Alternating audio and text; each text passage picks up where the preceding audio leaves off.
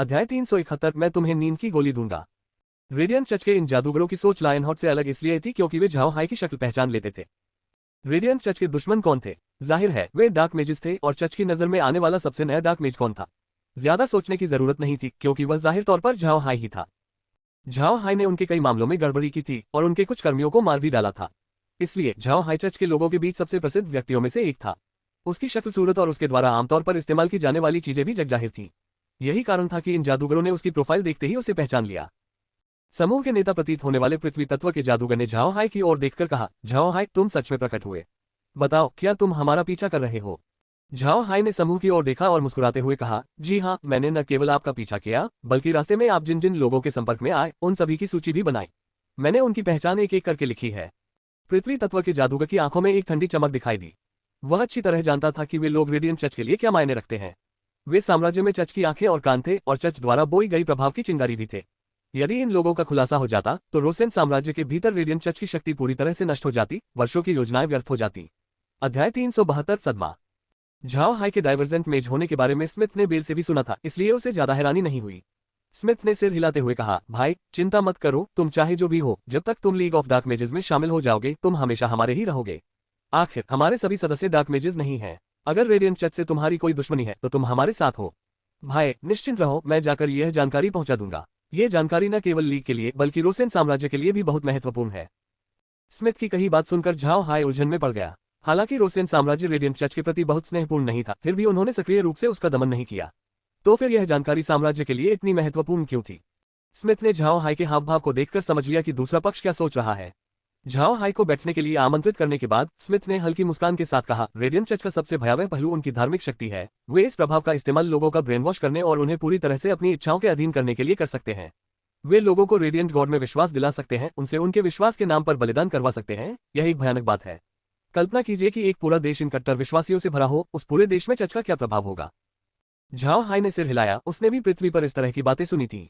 कुछ धार्मिक पंथ अपने अनुयायियों का मस्तिष्क धोने के लिए तरह तरह के तरीके अपनाते थे। इसके अलावा धर्म समाज में एक बहुत ही संवेदनशील विषय था, इससे बचाव करना बहुत मुश्किल था। इससे भी ज्यादा डरावनी बात यह थी कि इस तरह के प्रभाव को जड़ से मिटाना बहुत कठिन था, ये बार बार उभरते रहते थे।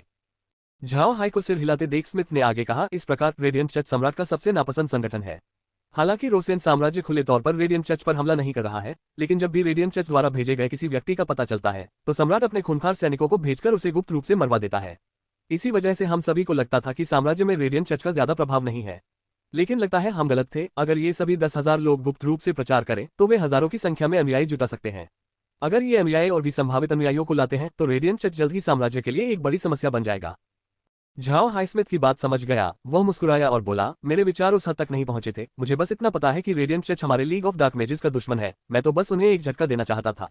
निश्चिंत रहें, वो सूची बिल्कुल सही है। वे सभी लोग थे जिन्होंने लायनहॉर्ट को यूजीन कबीले के क्षेत्र तक पहुंचने में मदद की थी।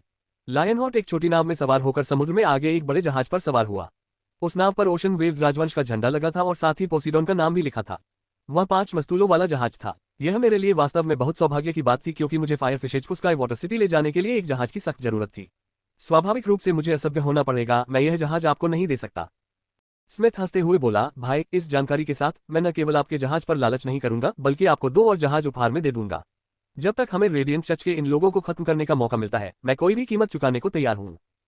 झाओ हाई मुस्कुराया और बोला, आपको मुझे और जहाज देने की जरूरत नहीं है, लेकिन मुझे आपसे एक मदद चाहिए। इस बार मैंने पोसीडोन हासिल किया है, मेरे पास स्वॉर्डफिश भी है जिसका इस्तेमाल लायनहॉर्ट ने मुझ पर हमला करने के लिए किया था। ये दोनों जहाज बहुत अच्छी तरह से बने हैं। हालांकि इन दोनों जहाजों को आसानी से पहचाना जा सकता है, इसलिए मुझे इनमें कुछ बदलाव करने के लिए आपकी मदद चाहिए। नहीं तो जब भी मैं यात्रा करूंगा लोगों को पता चल जाएगा कि मैं ही जहाज पर सवार हूं। आपका क्या विचार है? स्मिथ ने फिल को हाथ हिलाकर कहा, अंकल फिल, मैं आपसे इस मामले को सुलझाने का आदेश देता हूं। लिटिल हाई के जहाजों में सुधार करने के लिए हमारे सबसे अच्छे शिपयार्ड को तैयार कीजिए। फिल ने सिर हिलाया, लेकिन वो गया नहीं। यह ऐसा काम नहीं था जिसे अभी करने की जरूरत थी, उसके लिए इसे लिख लेना ही काफी था। झाओ हाई मुस्कुराया और बोला, अच्छा, अगर तुम इन जहाजों का इंतजाम करने में मेरी मदद करोगे तो अनाज, सब्जियां, दूध, शराब और राशन यहाँ अंतर्देशीय परिवहन से भी तेजी से पहुंच जाएंगे। वैसे मैं तुम्हें वो सूची दे रहा हूँ, उससे मेरा कोई लेना देना नहीं है, लेकिन ये बात किसी को मत बताना कि इसमें मेरा हाथ था। स्मिथ हंसते हुए बोला, बहुत बढ़िया। हाँ हाँ भाई, आओ मेरे साथ एक ड्रिंक लो, मैं आज बहुत खुश हूँ। ये सुनकर झाओ हाई के पास मना करने का कोई मौका नहीं था। समूह भोजन कक्ष की ओर चल पड़ा। जब झाओ हाई और स्मिथ शराब पी रहे थे, फिल अपने काम करने चला गया। सबसे पहले उसे लायनहॉट और उसके बेटे के सिर काटने थे, फिर सूची का काम और अंत में झाओ हाई के जहाजों का। ये सभी काम उसे ही करने थे। उच्च कुलीन वर्ग के लिए गृहस्वामी का पद अत्यंत शक्तिशाली होता था।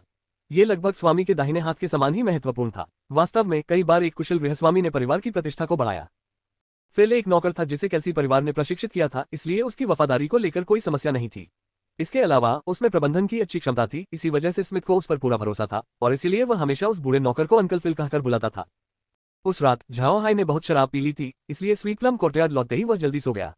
स्मिथ ने भी खूब शराब पी थी। वह बहुत खुश था, न केवल इसलिए कि लायनहॉट का मामला सुलझ गया था, बल्कि सूची और झाओ हाई के कारण भी। झाओ हाई द्वारा अपनी क्षमताओं का प्रदर्शन देखकर स्मिथ बहुत खुश हुआ। ऐसे प्रतिभाशाली व्यक्ति का लीग ऑफ डार्क मेजेस में शामिल होना संगठन के लिए एक बड़ा लाभ था। यह निश्चित रूप से एक अच्छी बात थी। अगले दिन जब रोसेन साम्राज्य के लोगों को पता चला कि लायनहॉट की हत्या केल्सी परिवार ने कर दी है और यहां तक कि उसका कटा हुआ सिर सार्वजनिक रूप से प्रदर्शित किया गया है, तो जनता में आक्रोश फैल गया। रोसेन साम्राज्य के अन्य रईस चौंक उठे। हालांकि उन्होंने लायनहॉट का पीछा करने में कोई दिलचस्पी नहीं दिखाई, लेकिन इसका मतलब यह नहीं था कि उन्होंने कोई कदम नहीं उठाया। उन्होंने लायनहॉट का पता लगाने के लिए लोगों को भी भेजा। हालांकि बाद में उन्होंने खोज बंद कर दी, फिर भी उनकी जिज्ञासा बनी रही। इन रईसों की ताकत कम नहीं थी, लेकिन फिर भी वे लायनहॉट को नहीं ढूंढ पाए। और अब जब कालसी परिवार ने लायनहॉट को मार डाला, तो क्या इसका मतलब यह नहीं था कि कालसी परिवार उनसे कहीं अधिक शक्तिशाली था?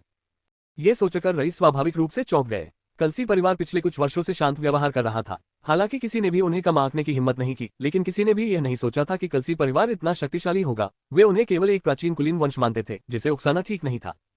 महाद्वीप पर कभी कभी किसी प्राचीन कुलीन परिवार की तुलना में शाही परिवार को नाराज करना अधिक आकर्षक माना जाता था। इसका कारण ये था कि कुछ प्राचीन परिवार शाही परिवारों से भी अधिक समय तक अस्तित्व में रहे थे। चूंकि ये कुलीन लोग कालसी परिवार को एक साधारण प्राचीन परिवार मानते थे, इसलिए उन्होंने उन्हें नाराज नहीं किया। वे जानते थे कि इस प्रकार के परिवार अपनी प्रतिष्ठा के प्रति बहुत सतर्क रहते हैं। यदि इन परिवारों की प्रतिष्ठा को ठेस पहुंचती, तो वे बिना किसी संकोच के प्रतिशोध लेते, यहां तक कि जान की बाजी लगाने को भी तैयार रहते। इस बार रईसों को लायनहॉट नहीं मिला, लेकिन केल्सी और शैली परिवार के साथ भी यही हाल था। इससे रईसों को काफी गर्व महसूस हुआ। वे देखना चाहते थे कि केल्सी परिवार की कितनी बदनामी होगी, लेकिन उन्हें यह उम्मीद नहीं थी कि केल्सी परिवार अचानक लायनहॉट का सिर काट देगा। उसके परिवार के बाकी सदस्यों के बारे में पूछने की भी कोई जरूरत नहीं थी, वे भी सचमुच मर चुके थे। लायनहॉट मारा गया। हालांकि रईस हैरान थे, लेकिन उन्हें ज्यादा हैरानी नहीं हुई। उनके अनुसार लायनहॉट की मौत तो कभी न कभी होनी ही थी। उन्हें हैरानी इस बात से हुई कि केल्सी परिवार ग्रैंड ड्यूक लायनहॉट का पता लगाकर उसे मारने में कामयाब रहा। अन्य रईसों ने अनुमान लगाया कि लायनहॉट का गायब होना निश्चित रूप से किसी की मदद से हुआ था। यह कोई आश्चर्य की बात नहीं थी, क्योंकि अगर किसी ने उसकी मदद नहीं की होती, तो लायनहॉट के लिए केल्सी और शैली परिवार की संयुक्त सेना से बचना असंभव था। ऐसी स्थिति में जब लायनहॉट को किसी ने मदद की थी, तो रईसों के लिए यह बेहद आश्चर्यजनक था कि केल्सी परिवार ग्रैंड ड्यूक को मारने में कामयाब रहा। इन रईसों की तुलना में रोसेन साम्राज्य के सम्राट लुई रोसेन कहीं अधिक आश्चर्यचकित थे। लेकिन ये लायनहॉट की मृत्यु के कारण नहीं था। उन्हें उस व्यक्ति के जीवन की कोई परवाह नहीं थी, बल्कि वही व्यक्ति थे जो लायनहॉट को मरवाना चाहते थे। लुई को यह बात बिल्कुल स्पष्ट थी कि जिस क्षण वह लायनहॉट का साथ छोड़ देगा, उन दोनों के बीच दुश्मनी शुरू हो जाएगी।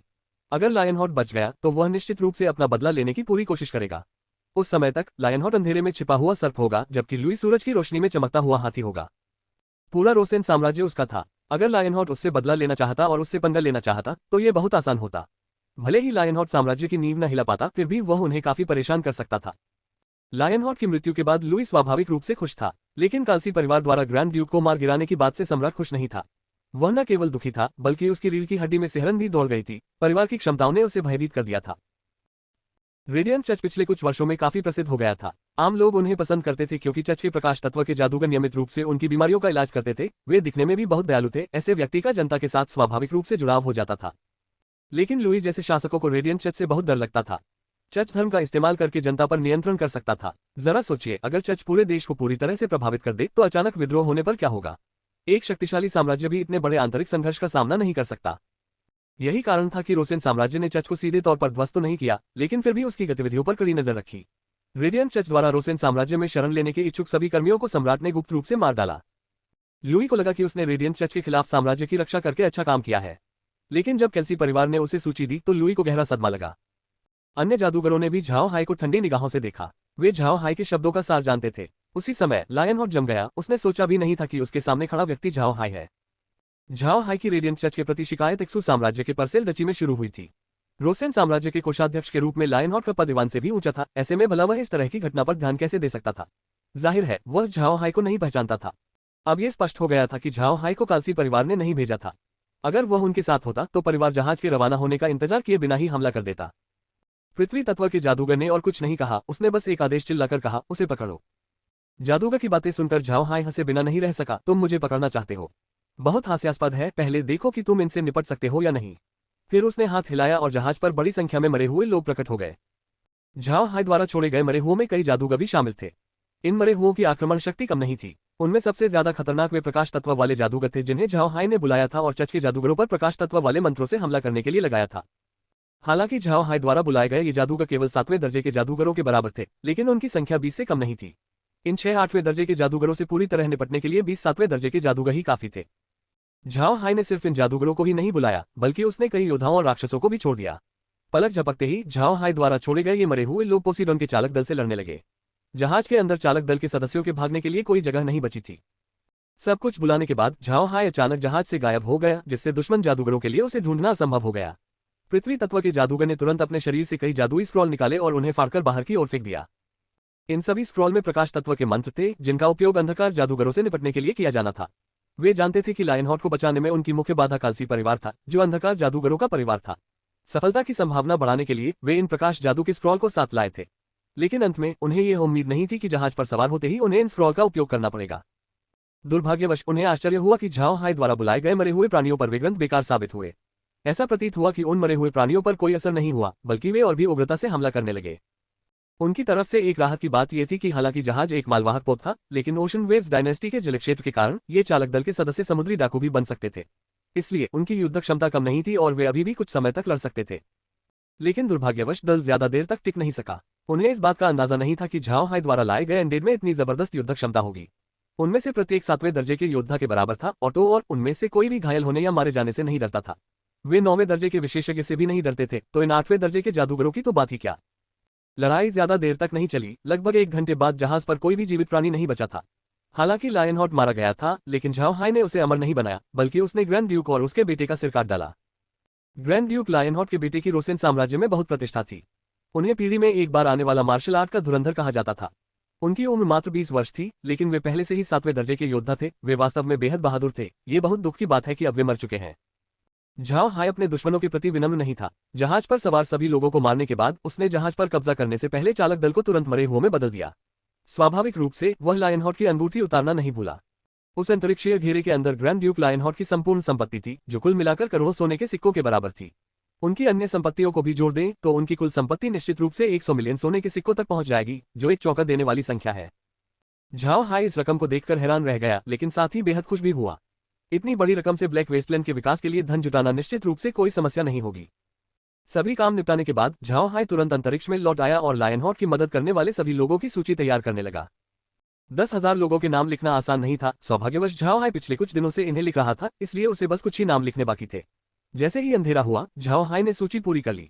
उसने राहत की सांस ली, आखिरकार वो बड़ा आयोजन आ ही गया। पिछले कुछ दिनों से स्मिथ बहुत परेशान था, क्योंकि वह अभी तक लायनहॉर्ट को पकड़ नहीं पाया था। लायनहॉर्ट के बिना उनका अभियान विफल माना जा रहा था। उसे लायनहॉर्ट के सामान की कोई परवाह नहीं थी। उनके इस कदम का मुख्य कारण लायनहॉर्ट द्वारा कैल्सी परिवार को नाराज करना था। अगर वे ग्रैंड ड्यूक से निपट नहीं पाते तो कैल्सी परिवार की प्रतिष्ठा धूमिल हो जाती। अगर वे उस प्रतिष्ठा को बरकरार नहीं रख पाते जिसकी उन्होंने इतने लंबे समय से रक्षा की थी, तो वे महाद्वीप के महान कुलीन परिवारों के बीच हंसी का पात्र बन सकते थे। इसी समय अचानक फिल की आवाज आई, महोदय, श्रीमान झाओ हाय आपसे मिलने आए हैं। फिल की बातें सुनकर स्मिथ अवाक रह गया। दरअसल पिछले कुछ दिनों से झाओ हाय कहीं नजर नहीं आया था। वह रोजाना स्वीट प्लम कोर्टयार्ड में ही रहता था। स्मिथ को नहीं पता था कि वह आज यहाँ क्यों आया है, लेकिन फिर भी उसने कहा, उसे अंदर बुलाओ। उसके बोलते ही झाओ हाय ने दरवाजा खोलकर अंदर प्रवेश किया। कमरे में प्रवेश करते ही झाओ हाय ने स्मिथ को झुककर प्रणाम किया और कहा, भाई स्मिथ, आप ठीक हैं? आप क्या कर रहे हैं? स्मिथ ने जबरदस्ती मुस्कुराते हुए कहा, भाई तुम इतने विनम्र क्यों हो रहे हो? मैं इस समय किसी और काम में व्यस्त हो सकता था, लेकिन लायनहॉर्ट के पकड़े जाने के कारण मैं न तो खा पा रहा हूँ और न ही सो पा रहा हूँ। झाओ हाय ने हल्की सी मुस्कान के साथ कहा, भाई मेरे पास आपके लिए खुशखबरी है। मैं आपको आपकी नींद की गोली देने आया हूँ। मुझे विश्वास है कि अगर आप इन्हें देखेंगे तो आपकी भूख और नींद वापस आ जाएगी। फिर उसने हाथ हिलाया और जमीन पर एक थैला प्रकट हुआ। थैला चमड़े का बना था और उसमें से खून की तेज गंध आ रही थी। इसके बाद झाओ हाय ने एक किताब निकाली और उसे मेज पर रख दिया। स्मिथ ने थैले की ओर देखा। चमड़े पर उभरी आकृतियों से ऐसा लग रहा था कि थैले में संभवतः सिर रखे हुए थे। स्मिथ ने फिल की ओर मुड़कर सिर हिलाया। फिल तुरंत आगे बढ़ा और थैला खोला। थैले के अंदर 2 सिर थे। फिल ने पहचान लिया कि वे लायनहॉर्ट और उसके बेटे के थे। स्मिथ, जिसने थैले की सामग्री भी देखी, झाओ हाय की ओर मुड़ा। झाओ हाय ने शांत भाव से कहा, इस बार ग्रैंड ड्यूक लायनहॉर्ट किसी की मदद से बच निकलने में कामयाब रहे। सौभाग्य से मैं वहां मौजूद था, उनसे निपट लिया गया है। इस किताब में उन सभी लोगों की सूची है जिन्होंने लायनहॉर्ट की मदद की। मैं उन लोगों की पहचान आपको सौंप दूंगा, लेकिन मुझे लायनहॉर्ट का सारा पैसा अपने पास रखना है। मेरे राज्य को इस समय इन सिक्कों की सख्त जरूरत है, मैं कोई नरमी नहीं बरतूंगा। स्मिथ ने झाओ हाई की ओर देखकर हंसते हुए कहा, शाबाश भाई, तुम्हारे बड़े भाई ने तुम्हें कम आंका था, बहुत बढ़िया। निश्चिंत रहो, ये सारा पैसा तुम्हारा ही है, कोई इसे तुमसे छीनने की हिम्मत नहीं करेगा। भाई, मैं तुम्हारा आभारी हूँ। तुम्हारे बिना मेरे कालसी परिवार की बहुत बदनामी होती। मुझे शैली परिवार को इसके बारे में बताना होगा, आखिर यह उनकी दुश्मनी का भी मामला था। झाओ हाई ने हल्की सी मुस्कान के साथ कहा, ये सब आपको करना है, इसमें मेरा कोई लेना देना नहीं है। इस घटना के बाद जो भी होगा आपको संभालना होगा, मैं वापस जा रहा हूँ। स्मिथ ने सिर हिलाया और कहा, कोई बात नहीं, आप वापस जाइए और आराम कीजिए। बाकी के मामले मुझ पर छोड़ दीजिए। झाओ हाई ने सिर हिलाया और धीरे से मुड़ गया। झाओ हाई के घर से बाहर निकलने का इंतजार किए बिना ही फिल ने स्मिथ से पूछा, गुरुजी, क्या आपको लगता है कि श्री झाओ हाई वास्तव में लायनहॉर्ट को मारने में सक्षम थे? क्या वह इन सभी दिनों में आंगन के अंदर ही नहीं रहे? स्मिथ ने हल्की सी मुस्कान के साथ कहा, तुम्हें इसकी चिंता करने की जरूरत नहीं है। वैसे भी मामला सुलझ चुका है। फिल, तुम्हें याद रखना चाहिए कि झाओ हाई जैसे लोगों के राज कभी नहीं खोलने चाहिए, वरना वो तुम्हारे साथ अच्छा बर्ताव नहीं करेगा। जाओ और परिवार को सिर सौंप दो। रास्ते में शैली परिवार को भी सूचना दे देना। फिल ने सिर हिलाया और थैला लेकर मुड़ गया। स्मिथ ने झाओ हाई द्वारा मेज पर छोड़ी गई किताब उठाई। उसने उसे खोलकर उसके अंदर लिखी बातें देखी। पहले तो वह बस लापरवाही से अक्षर पढ़ रहा था, लेकिन बाद में जो उसने पढ़ा उससे वह और भी हैरान हो गया। इस किताब में उन सभी लोगों के नाम लिखे थे जिन्होंने लायनहॉर्ट की मदद की थी। उनके नाम, उम्र, कार्यस्थल, परिवार, सब कुछ बहुत स्पष्ट रूप से लिखा गया था। और सबसे महत्वपूर्ण बात थी उनकी पहचान, रेडियंट चर्च के जासूस। लिखे गए अक्षरों की संख्या देखकर स्मिथ को ऐसा लगा जैसे उसका सिर सुन्न हो गया हो और वह फटने वाला हो। उसने कभी सोचा भी नहीं था कि इस घटना में रेडियंट चर्च का हाथ होगा। इस बात ने उसे बहुत चौंका दिया। 2 पन्ने देखते ही स्मिथ की चैन नहीं रही। वह तुरंत जोर से चिल्लाया, कोई इधर आओ। फिल तुरंत बाहर से अंदर आ गया। सिर काटने का मामला उसे खुद निपटाने की जरूरत नहीं थी, वरना वह कुछ खास कर ही नहीं पाता। इसलिए उसने ये काम दूसरों को सौंप दिए और स्मिथ का साथ दिया। स्मिथ की आवाज सुनकर फिल तुरंत आया। उसने स्मिथ को प्रणाम किया और कहा, गुरुजी, आपके क्या निर्देश हैं?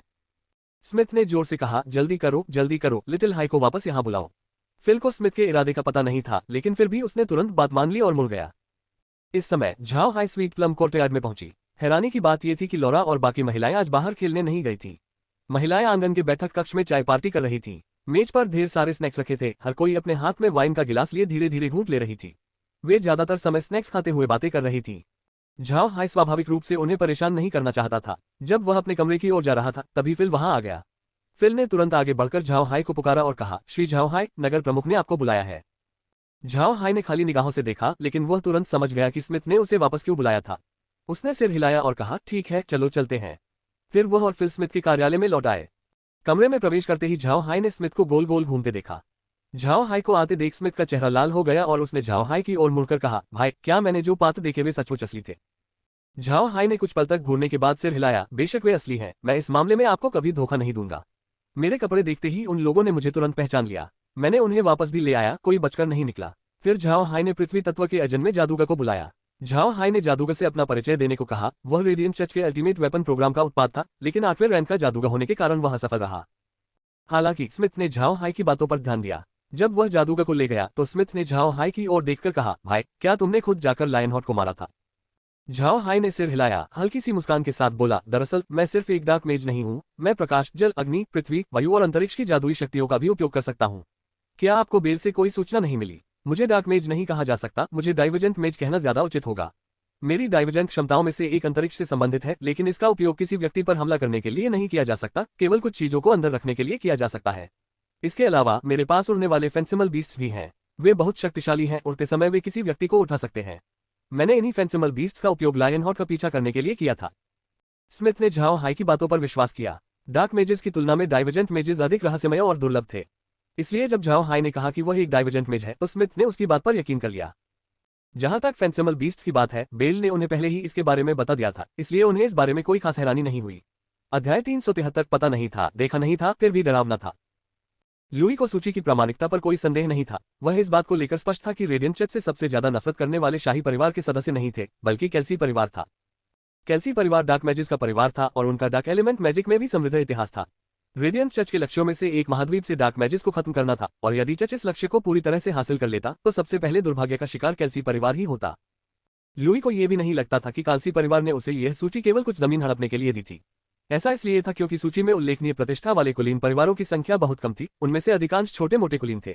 इसलिए यदि सम्राट इन लोगों को मार भी देता तो काल्सी परिवार को इससे कोई लाभ नहीं होता। इसलिए लुई को लगा कि सूची वास्तविक ही होनी चाहिए। जैसे जैसे लुई का उस सूची पर भरोसा बढ़ता गया, वैसे वैसे उसकी हैरानी बढ़ती गई। लुई रेडियंट चर्च के लोगों का दिमाग बदलने की क्षमता के बारे में जानता था। उसे पता था कि उसके साम्राज्य में रेडियंट गॉड के प्रति वफादार रहने वाले ये 10,000 लोग ही अकेले नहीं थे। कौन जाने इन 10,000 लोगों के अलावा कितने और लोग रेडियंट चर्च का हिस्सा थे। सूची देखने के बाद लुई ने तुरंत अपने उन सैनिकों को भेजा जो मौत के मुंह में जाने वाले थे और उन्हें इन लोगों की गतिविधियों पर नजर रखने के लिए कहा।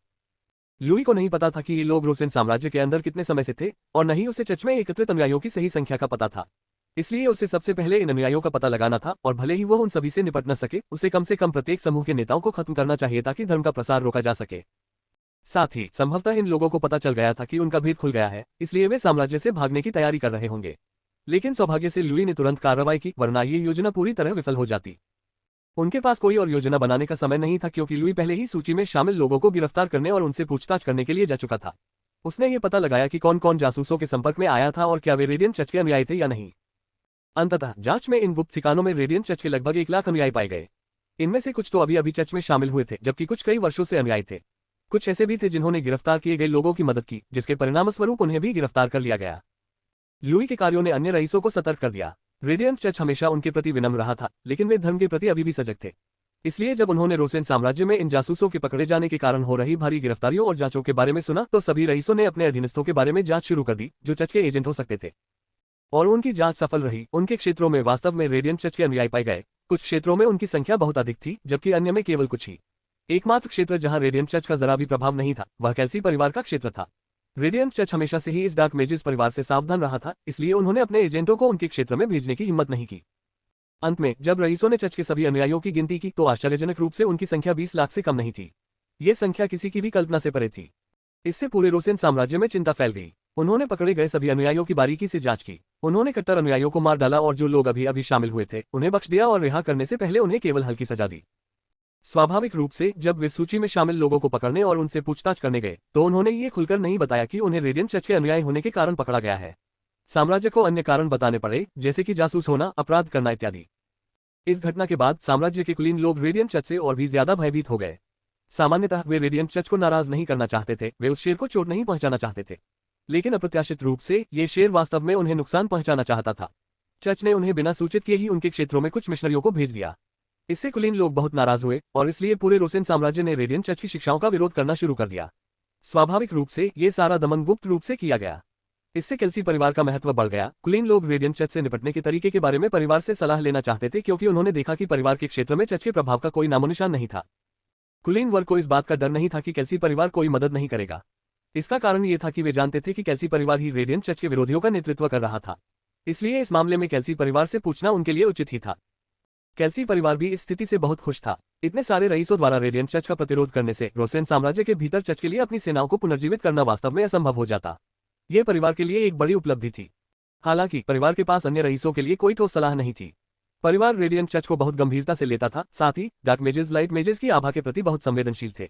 इसलिए परिवार के लिए कारगर तरीका यह था कि डार्क मेजेस को क्षेत्र में गश्त करने और किसी भी प्रकाश तत्व की आभा को महसूस करने के लिए भेजा जाए। इसका उद्देश्य ये सुनिश्चित करना था कि कोई भी लाइट मेजेस छिपा हुआ न हो।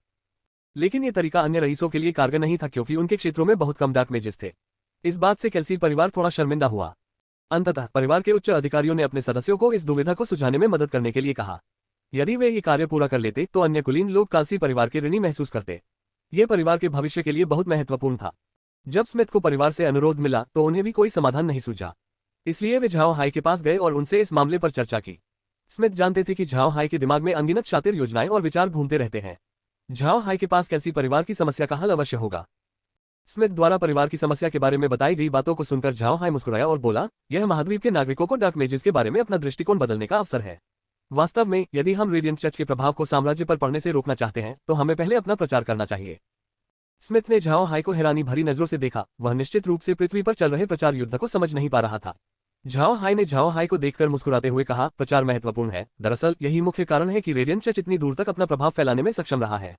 बाहरी दुनिया को आकर्षित करने के लिए वे चमकीले सफेद रंग के कपड़े पहनते हैं और हमेशा सौम्य मुस्कान बनाए रखते हैं। यह एक प्रकार का प्रचार है। इसलिए हमें रईसों से यह अपेक्षा है कि वे रेडियंट चर्च द्वारा इन वर्षों में किए गए सभी बुरे कामों का लगातार प्रचार करें। इसके अलावा ये प्रचार और भी अधिक बार होना चाहिए। इससे नागरिकों के अवचेतन में यह बात बैठ जाएगी कि रेडियंट चर्च एक भयानक संगठन है। इससे स्वाभाविक रूप से वे चर्च पर भरोसा नहीं कर पाएंगे। स्मिथ की आंखें चमक उठीं। पूरे महाद्वीप में अपना प्रभाव फैलाने के लिए चर्च द्वारा किए गए कुकर्मों की संख्या निश्चित रूप से कम नहीं थी, और वे इसे छिपा नहीं पाए थे। झाओ हाई द्वारा सुझाए गए कार्यों से रेडियंट चर्च को निश्चित रूप से भारी झटका लगेगा। इस नकारात्मक प्रचार का उपयोग शिक्षण सामग्री के रूप में भी किया जा सकता है।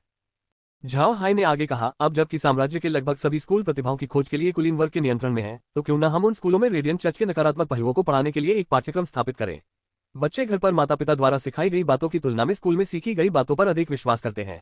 जब तक स्कूल बच्चों को रेडियंट चर्च के बारे में हमारे दृष्टिकोण से अवगत कराते रहेंगे, बच्चे जीवन भर यही मानते रहेंगे कि चर्च बुरा है।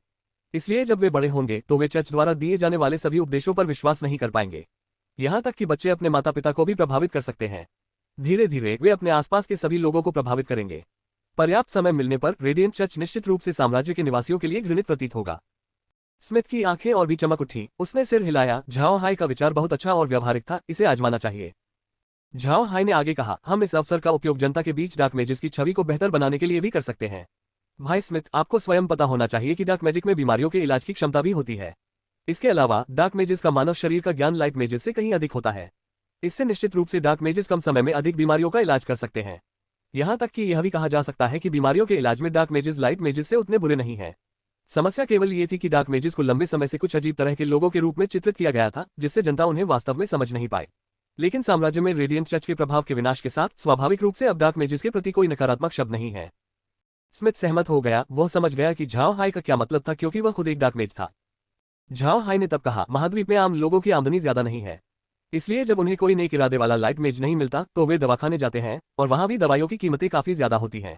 रेडियंट चर्च को अच्छा इसलिए माना जाता था क्योंकि वे अपने लाइट मेजों से मुफ्त इलाज करवाते थे। तो हम ऐसा क्यों नहीं कर सकते? हम भी कुछ डार्क मेज को भेजकर लोगों की बीमारियों का इलाज करवा सकते हैं, न केवल उन लोगों का जो डॉक्टर के पास जाने का खर्च नहीं उठा सकते, बल्कि उन आम लोगों का भी जो इलाज करवाना चाहते हैं। इससे रेडियंट चर्च द्वारा डार्क मेजों के बारे में बनाई गई छवि जरूर बदल जाएगी। इसलिए जब रेडियंट चर्च फिर से डार्क मेजों को दबाने की कोशिश करेगा तो उसके लिए ऐसा करना बहुत मुश्किल होगा। झाओ हाई की नजर में ये तरीके आम थे। सूचना युग में पहुंच चुकी पृथ्वी पर लोग धर्म के मामले में बहुत व्यावहारिक थे, लेकिन फिर भी धार्मिक आस्था कायम रही। इससे विश्वास की प्रबलता का पता चलता है। कुछ पंथ तो आज भी इसलिए कायम है क्योंकि वे प्रचार के घिनौने तरीकों का इस्तेमाल करते हैं।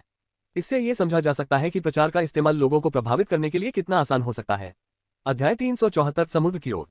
लेकिन आर्क महाद्वीप में ये तरीके नए और अभिनव थे। आर्क महाद्वीप अभी तक उस स्तर की सभ्यता तक नहीं पहुंचा था जहां समाचार पत्र होते हों। नेपोलियन ने तो यहां तक कहा था कि समाचार पत्र 1 लाख सैनिकों के बराबर होते हैं। इसलिए झाओ हाई का प्रचार का इस्तेमाल करके रेडियंट चर्च को करारा झटका देना स्वाभाविक था। भविष्य में रेडियंट चर्च को डार्क मेजेस लीग के क्षेत्र में एक पंथ के रूप में भी माना जा सकता है। स्मिथ धीरे धीरे कमरे में इधर उधर टहल रहा था। वह जानता था कि अगर झाओ हाई के तरीके कारगर साबित हुए तो रोजेन साम्राज्य के भीतर रेडियंट चर्च निश्चित रूप से समाप्त हो जाएगा और साथ ही लीग का दर्जा भी बढ़ जाएगा। डार्क मेज की प्रतिष्ठा में यह वृद्धि इस पेशे के लिए बहुत महत्वपूर्ण थी। डार्क मेजों को उत्तराधिकारी खोजने में कठिनाई का कारण यह था कि उनकी सार्वजनिक छवि अच्छी नहीं थी। आम जनता डार्क मेजों को दुष्ट मानती थी, तो वे डार्क एलिमेंट मैजिक सीखने के लिए इच्छुक कैसे हो सकते थे? लेकिन इस विधि को लागू करना भी बहुत मुश्किल था। शायद कुछ रईस भी इससे सहमत न हो, फिर भी कोशिश करना उचित था।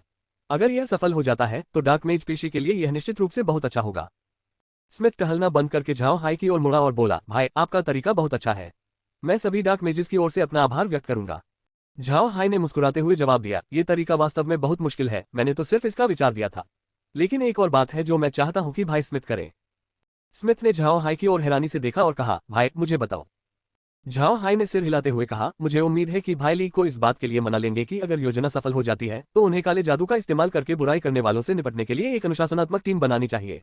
तभी महाद्वीप की नजरों में काले जादूगरों की छवि बदल पाएगी। स्मिथ अवाक होकर काली जादू अनुशासनात्मक टीम के बारे में सोचने लगा। उसने पहले कभी इस बारे में नहीं सोचा था। अपनी शक्ति बढ़ाने के लिए कुछ काले जादूगर आम लोगों का नरसंहार करते थे, कुछ दूसरों को मारकर उन्हें मरे हुओं में बदल देते थे। ये सब काले जादूगरों के बीच आम बात थी। अगर झाओ हाई की अनुशासनात्मक टीम बन जाती तो इन लोगों को ये सब करने की इजाजत नहीं रहती। ऐसे में काले जादूगरों की कुल शक्ति निश्चित रूप से कम हो जाती। यह उनके पेशे के लिए अच्छा नहीं था। झाओ हाई ने स्मिथ की ओर देखा और समझ गया कि वह क्या सोच रहा है। झाओ हाई आर्क महाद्वीप में काफी समय से रह रहा था, इसलिए वह जानता था कि डार्क मेज वास्तव में कैसे होते हैं। वह विश्वासपूर्वक ये भी कह सकता था कि डार्क मेज की वर्तमान छवि 50% रेडियंट चर्च के कारण है, जबकि शेष 50% स्वयं डार्क मेज के कारण है। एक अन्य विभागों की तुलना में डार्क मेज के आक्रमण के तरीके कहीं अधिक खराब थे, साथ ही उनकी प्रगति की दर भी धीमी थी। इस कारण महाद्वीप के डार्क मेज अपनी शक्ति को तेजी से बढ़ाने के लिए दुष्ट तरीकों का सहारा लेने लगे। वे अपनी युद्ध क्षमता को तुरंत बढ़ाने के लिए लोगों को मरे हुओं में बदल देते थे। इस तथ्य का उपयोग डार्क मेज की छवि को खराब करने के लिए किया गया, जिससे और भी अधिक लोग इस पेशे को अपनाने से कतराने लगे। झाओ हाई के मन में ये कर्म एक ऐसा रास्ता थे जिससे वापस लौटना असंभव था। डार्क मेजेस बेशक थोड़े समय में अपनी शक्ति बढ़ा सकते थे, लेकिन बदले में उनकी मानसिक स्थिति अस्थिर हो जाती। इससे भविष्य में उनकी पदोन्नति काफी कठिन हो जाती और वे एक बार फिर बुरे कर्म करने के लिए विवश हो जाते। एक जादूगर का मूल तत्व जादू है, आपकी गुणात्मक शक्ति केवल उच्च पद प्राप्त करने पर ही बढ़ेगी। लेकिन डार्क मैजेस वास्तव में अधिक मरे हुए प्राणियों को बनाने पर ध्यान केंद्रित करते थे, पद बढ़ाने के महत्व को पीछे छोड़ते हुए। ये सही तरीका नहीं था। इससे न केवल वे अगले स्तर तक पहुंचने में असफल रहे, बल्कि उन्होंने निर्दोष लोगों की हत्या भी की, जिससे जनता उन्हें और भी नीच दृष्टि से देखने लगी और इस पेशे की प्रतिष्ठा में भारी गिरावट आए। इसलिए इस अनुशासनात्मक दल का गठन करना अनिवार्य था। झाओ हाई ने स्मिथ की ओर देखते हुए गंभीरता से कहा, भाई स्मिथ, अगर हमारी योजना सफल होती है तो इस सफलता को जारी रखने का एकमात्र उपाय यही है कि हम इस अनुशासनात्मक दल का गठन करें। हम लोगों की समस्याओं में उनकी मदद तो कर सकते हैं, लेकिन अगर कोई और डार्क मेज निर्दोष लोगों को मारता है तो हमारे सारे प्रयास व्यर्थ हो जाएंगे। स्मिथ ने गहरी सांस ली और जवाब दिया, अच्छा, तो मैं आपसे वादा करता हूं कि अगर हमारा ऑपरेशन सफल होता है तो हम यह अनुशासनात्मक टीम बनाएंगे, लेकिन इस शर्त पर कि आप इस टीम में शामिल होंगे। झाओ हाई ने खाली निगाहों से देखा, उसे उम्मीद नहीं थी कि स्मिथ उसे अनुशासनात्मक टीम के पास बुला लेगा। वह हंसा और बोला, ठीक है, लेकिन आपको पता होना चाहिए कि हमारी योजना थोड़े समय में पूरी नहीं होगी। समूह बनाने से पहले हमें अभी कुछ समय इंतजार करना होगा। स्मिथ ने सिर हिलाया, अब मुझे तुम्हारा सुझाव परिवार को भेजना होगा, आखिर अंतिम निर्णय तो उन्हीं का होता है। ये कहते हुए स्मिथ ने आह भरी। हालांकि वह स्काई वाटर सिटी के लॉर्ड थे, लेकिन वह केल्सी परिवार के उत्तराधिकारियों में से एक थे, स्वयं परिवार के मुखिया नहीं। हालांकि उन्हें झाओ हाई के विचार बहुत अच्छे लगे, लेकिन उन्हें यकीन नहीं था कि परिवार के बाकी लोग क्या सोचेंगे। झाओ हाई ने हल्की सी मुस्कान के साथ कहा, मैंने तो सिर्फ सलाह दी थी, इसे मानना जरूरी नहीं है। वैसे भी इसका इस्तेमाल करने से हमें कोई नुकसान नहीं होगा, सिर्फ फायदे ही होंगे। ठीक है, अब मैं वापस चलता हूँ। और हाँ, मेरे जहाज कैसे चल रहे हैं, क्या उनमें कोई बदलाव किया गया है? स्मिथ ने सिर हिलाते हुए कहा, उनका जीर्णोद्धार हो चुका है। आप कुछ लोगों को बुलाकर उन्हें कल वहां से हटवा सकते हैं। फायरफिश को आने में कितना समय लगेगा? झाओ हाई मुस्कुराया, इसमें बस कुछ ही दिन लगेंगे, मुझे बस जहाज तैयार रखने हैं। फिर वह खड़ा हुआ और जाने की तैयारी करने लगा। स्मिथ ने झाओ हाई को दरवाजे तक पहुंचाया। झाओ हाई के जाने के बाद स्मिथ ने तुरंत झाओ हाई के सभी विचारों को लिखवाकर परिवार को भेज दिया। उन्हें डर था कि अगर लिखने में देरी हुई तो कहीं एक दो महत्वपूर्ण बिंदु छूट न जाएं। जब परिवार के सदस्यों को स्मिथ का पत्र मिला तो वे उसमें लिखी बातों को देखकर स्तब्ध रह गए। यहां तक कि परिवार के सबसे अनुभवी सदस्यों ने भी इस तरह की विधि के बारे में पहले कभी नहीं सुना था। पत्र में दिए गए विचारों को पढ़कर परिवार को इन विधियों को लागू किए बिना ही यह पता चल गया कि इनसे बहुत महत्वपूर्ण परिणाम निकलेंगे। परिवार ने तुरंत ही रईसों को अपने क्षेत्रों पर रेडियंट चर्च का प्रभाव स्थापित होने से रोकने के उपाय बता दिए। साथ ही परिवार यह भी जानता था कि झाओ हाई के तरीके धीरे धीरे लागू करने होंगे। अगर वे सीधे ही डार्क मैजिस को भेजकर रईसों के नागरिकों का इलाज करते तो वे निश्चित रूप से सोचते कि कुछ गड़बड़ चल रही है। भले ही कुछ भी बुरा न हो रहा हो, रईस इतने मूर्ख तो थे ही नहीं। इसलिए उन्हें सबसे पहले रेडियंट चर्च के नकारात्मक पहलुओं का प्रचार करना शुरू करना था, ताकि अधिक से अधिक नागरिकों तक ये बात पहुंच सके। उन्होंने स्कूलों में रेडियंट चर्च विरोधी व्याख्यान आयोजित करने की भी योजना बनाई। इससे कुलीन वर्ग को अपने क्षेत्र में चर्च की घुसपैठ की चिंता नहीं करनी पड़ेगी। कुलीन वर्ग के लोग केल्सी परिवार के तरीकों से सहमत थे, वे मूर्ख नहीं थे, वे जानते थे कि ये तरीके कितने उपयोगी हो सकते हैं। इसी बीच काल्सी परिवार ने तुरंत अपने क्षेत्र में झाओ हाई के तरीकों को लागू कर दिया। उन्हें संदेह की कोई चिंता नहीं थी, क्योंकि उनके क्षेत्र में पहले से ही कई डार्क मेज मौजूद थे। नागरिक भी जानते थे कि वे डार्क मेज के शासन में हैं, इसलिए उन्हें उनकी उपस्थिति से कोई खास आपत्ति नहीं थी। इससे काल्सी परिवार को झाओ हाई के इस विचार को तुरंत लागू करने का कारण मिल गया कि डार्क मेज आम लोगों का इलाज करें। इसके अलावा उन्होंने प्रस्तावित विधियों का विस्तार किया। झाओ हाई ने सुझाव दिया कि बीमारों का इलाज करने के लिए कभी कभी एक डार्क मेज को भेजा जाए, लेकिन परिवार ने इसके बजाय एक निश्चित स्थान पर डार्क मेज के आने का एक तय कार्यक्रम बना लिया। उन्होंने न केवल रेडियंट चर्च विरोधी शिक्षाएं दी, बल्कि अन्य विषयों के साथ साथ डार्क मेज के इतिहास के बारे में भी पढ़ाया। इन सब बातों को सुनकर झाओ हाई मुस्कुराए बिना नहीं रह सका। उसने सोचा कि उसने वाकई आर्क महाद्वीप के लोगों को कम आंका था, वे बिल्कुल भी मूर्ख नहीं है। उसने तो बस एक सुझाव दिया था, लेकिन उन्होंने आश्चर्यजनक रूप से उसमें नए और अनोखे विचार जोड़ दिए। लेकिन फिलहाल इनका झाओ हाई से कोई लेना देना नहीं था। इस समय झाओ हाई, लौरा और बाकी लोग पोसीडॉन जहाज पर सवार थे। पोसीडॉन पूरी तरह से रूपांतरित हो चुका था, उसका प्रतीक चिन्ह हटा दिया गया था और उसका नाम बदलकर हेवन कर दिया गया था।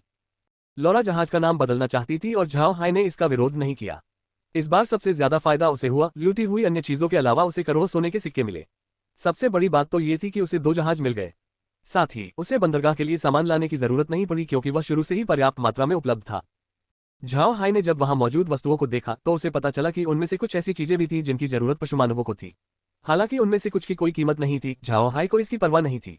अगली बसंत में वे इन चीजों को मैदान में रहने वाले पशुमानवों को बेच सकते थे। इस बार वह सिर्फ अपने 2 जहाजों का इस्तेमाल करना चाहता था। जहाज पर सवार ऐसे अमर नाविक थे जिन्हें आराम की आवश्यकता नहीं थी। इसी वजह से झाओ हाई ने भीड़भाड़ वाले केबिन को एक आलीशान रहने की जगह में बदल दिया। उन्होंने कुछ भंडारण स्थानों के साथ साथ कुछ रहने के कमरों को भी अपनी इच्छानुसार रहने योग्य स्थान में परिवर्तित कर दिया। इस तरह हेवन आर्क महाद्वीप का सबसे आलीशान जहाज बन गया। इस बार की यात्रा का उद्देश्य केवल जहाज पर कुछ अग्निमछलियां जमा करना नहीं था, बल्कि समूह को एक और महत्वपूर्ण कार्य भी पूरा करना था। वे समुद्र के गहरे हिस्सों की ओर जाना चाहते थे और उसके एक हिस्से को अवशोषित करके देखना चाहते थे कि क्या अंतरिक्ष में कुछ सुधार होते हैं। झाओ हाई ने समुद्र को निहारते हुए चाय की चुस्की लेते हुए जहाज के डेक पर कुछ कुर्सियां लगाईं। हेवन नामक जहाज में 5 मस्तूल थे, इसलिए यह पानी पर बहुत स्थिर गति से चलता था। इसलिए समूह को ज्यादा चिंता नहीं थी और वे बस पानी पर सैर का आनंद ले रहे थे। इसके अलावा समुद्र की गहराई में जाते हुए वे एक निर्जन द्वीप की तलाश में थे जहां वे अपना अड्डा बना सके। झाओ हाई ने इस द्वीप पर कुछ मरे हुए सैनिकों को सुरक्षा के लिए छोड़ने की योजना बनाई थी। इससे उनकी भविष्य की समुद्री यात्राएं बहुत आसान हो जाएंगी। अन्य सेनाएं समुद्र में स्थित द्वीपों पर आसानी से अड्डे स्थापित नहीं कर सकती थीं। इसका कारण ये था कि उन्हें मौसम, अपने सैनिकों के लिए भोजन और पीने के पानी की व्यवस्था का ध्यान रखना पड़ता था। झाओ हाई को इन सब बातों की चिंता करने की जरूरत नहीं थी, क्योंकि वह द्वीप की रक्षा के लिए केवल मरे हुए सैनिकों को ही तैनात करेगा। जहां तक तूफानों की बात है, मरे हुए सैनिक उन्हें सहने के लिए पर्याप्त रूप से मजबूत थे। अगर उन्हें खुद द्वीप पर ही रहना पड़े तब भी उन्हें चिंता करने की कोई जरूरत नहीं थी, क्योंकि उनके पास अंतरिक्ष था। साथ ही अगर वे सालों तक समुद्र में यात्रा भी करते रहें तब भी उन्हें कोई परेशानी नहीं होगी। झाओ हाई को द्वीप और आर्क महाद्वीप के बीच की दूरी की चिंता थी। वह एक ऐसा द्वीप चाहता था जो आसानी से दिखाई न दे, लेकिन महाद्वीप से थोड़ी ही दूरी पर हो। इसके अलावा द्वीप पर शक्तिशाली जादुई जीव नहीं होने चाहिए, अन्यथा मरे हुए लोग हमेशा इन जादुई जीवों के हमले का शिकार होते रहेंगे।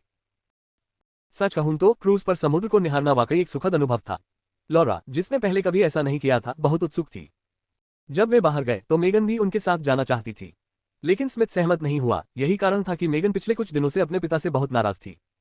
झाओ हाई भी मेगन को अपने साथ नहीं लाना चाहता था। वह अपने सबसे बड़े रहस्य यानी अंतरिक्ष को उजागर नहीं करना चाहता था। अगर मेगन झाओ हाई के समूह में शामिल हो जाती तो किसी बड़ी मुसीबत के आने पर वे अंतरिक्ष के अंदर छिप नहीं पाते। वे मेगन को यूं ही बाहर तो नहीं छोड़ सकते थे, है ना? मेगन का समूह में शामिल न होना झाओ हाई की मंशा के अनुरूप ही था। लॉरा ने अपना कप नीचे रखा और आह भरी। जब समुद्र इतना शांत होता है तो वह सचमुच बहुत सुंदर लगता है, लेकिन जब तूफान आता है तो बहुत डरावना हो जाता है। सौभाग्य से हमारे पास स्पेस है, नहीं तो कुछ दिन पहले हम बिना किसी नुकसान के बच नहीं पाते। समूह 7 दिनों से समुद्र में था। कुछ दिन पहले वे अचानक एक भयंकर तूफान की चपेट में आ गए। हालांकि आश्रय स्थल अपनी मजबूत बनावट के कारण अधिकांश आपदाओं का सामना कर सकता था, लेकिन प्रकृति की शक्ति के आगे वह टिक नहीं पाया। इतने भयंकर तूफान में अगर झाओ हाई के पास अंतरिक्ष न होता तो आश्रय स्थल निश्चित रूप से टुकड़े टुकड़े हो जाता। उन्होंने अंतरिक्ष के अंदर ही तूफान के शांत होने का इंतजार किया। तूफान थमने के बाद झाओ हाई ने आगे बढ़ते हुए हेवन को फिर से सक्रिय कर दिया। हालांकि उन्होंने तूफान का प्रत्यक्ष अनुभव नहीं किया था, फिर भी मॉनिटर पर उसका दृश्य देखकर वे भयभीत हो गए थे। झाओ हाई ने हल्की मुस्कान के साथ कहा, समुद्र एक मनमौजी देवता की तरह है। अगर वह शांत हो तो तैरते समय वह हमें अपनी गोद में गर्मजोशी से स्वागत करेगी, लेकिन अगर वह क्रोधित हो तो वह निश्चित रूप से हमें टुकड़े टुकड़े कर देगी। लेकिन यही तो समुद्र का आकर्षण है। लॉरा सहमत हो गई। हालांकि वे कुछ दिन पहले आए तूफान से बहुत डरे हुए थे, लेकिन वे इस तथ्य से इनकार नहीं कर सकते थे कि शांत समुद्र बहुत सुंदर था। लॉरा ने झाओ हाई की ओर देखते हुए कहा, भाई हाय, आप अंतरिक्ष में समुद्र का पानी कब समाहित करेंगे? मैं देखना चाहती हूँ कि अंतरिक्ष के अंदर समुद्र कैसा दिखता है। 1. झाओ हाई की विधि से मरे हुओं को पाने की समस्या हल हो सकती है, हालांकि इसमें काफी समय लगेगा। अगर डार्क मेजेस लोगों की मदद करते हैं तो निश्चित रूप से उनमें से कुछ ऐसे होंगे जो मरने के बाद भी कृतज्ञता का ऋण चुकाने के लिए उनकी सेवा करने को तैयार होंगे। अगर इसमें आत्मा का कोई पहलू शामिल हो तो उन्नत स्तर के मरे हुओं को बनाना भी आसान हो सकता है, क्योंकि शरीर का स्वामी मरे हुओं में बदलने के लिए तैयार होगा। पता नहीं, सोचने लायक बात है। अपने विचार नीचे कमेंट करें। चलिए चर्चा करते हैं। XD अध्याय 375 वानर द्वीप। झाओ हाई मुस्कुराया और बोला, चिंता मत करो, जब हम समुद्र की गहराई में पहुंचेंगे तो हमें कई नए जीव देखने को मिलेंगे। अंतरिक्ष का स्तर काफी बढ़ जाएगा। लॉरा ने सिर हिलाया। अभी उनका सबसे महत्वपूर्ण लक्ष्य फार्म का स्तर बढ़ाना है, ताकि झाओ हाई की बीमारी का जल्द से जल्द इलाज हो सके। इस समय मेग ने झाओ हाई की ओर मुड़कर कहा, बड़े भाई हाई, आपको क्या लगता है कि स्काई वाटर सिटी में क्या हो रहा है? मुझे लगता है कि अब तक रईसों ने रेडियंट चर्च को दबाना शुरू कर दिया होगा। क्या आपको लगता है कि वे सफल होंगे? झाओ हाई ने सिर हिलाते हुए कहा, यह कहना मुश्किल है कि वे सचमुच ऐसा कर पाएंगे या नहीं। ये कहना और भी मुश्किल है कि रेडियंट चर्च रोसेन साम्राज्य में अपना प्रभाव फिर से स्थापित कर पाएगा या नहीं। लेकिन मुझे लगता है कि शाही परिवार और कुलीन वर्ग अपनी पूरी कोशिश करेंगे। आखिरकार चर्च का बढ़ता प्रभाव उनके अपने क्षेत्र पर नियंत्रण के लिए बहुत हानिकारक है। साथ ही मुझे लगता है कि कालसी परिवार निश्चित रूप से मेरे तरीकों को अपने क्षेत्र में लागू करेगा, क्योंकि इससे उन्हें बहुत बड़ा लाभ मिलेगा। लॉरा ने सिर हिलाते हुए कहा, महाद्वीप में डार्क मैजिक की क्षमता को लेकर सबसे ज्यादा चिंतित कैल्सी परिवार है। कैल्सी परिवार का निर्माण डार्क मैजिक से हुआ है और डार्क मैजिक में उनका दर्जा सबसे ऊंचा है। अगर डार्क मैजिक का रुतबा बढ़ता है तो परिवार का रुतबा भी बढ़ेगा। अगर डार्क मैजिक की प्रतिष्ठा गिरती है तो परिवार का रुतबा भी निश्चित रूप से गिरेगा।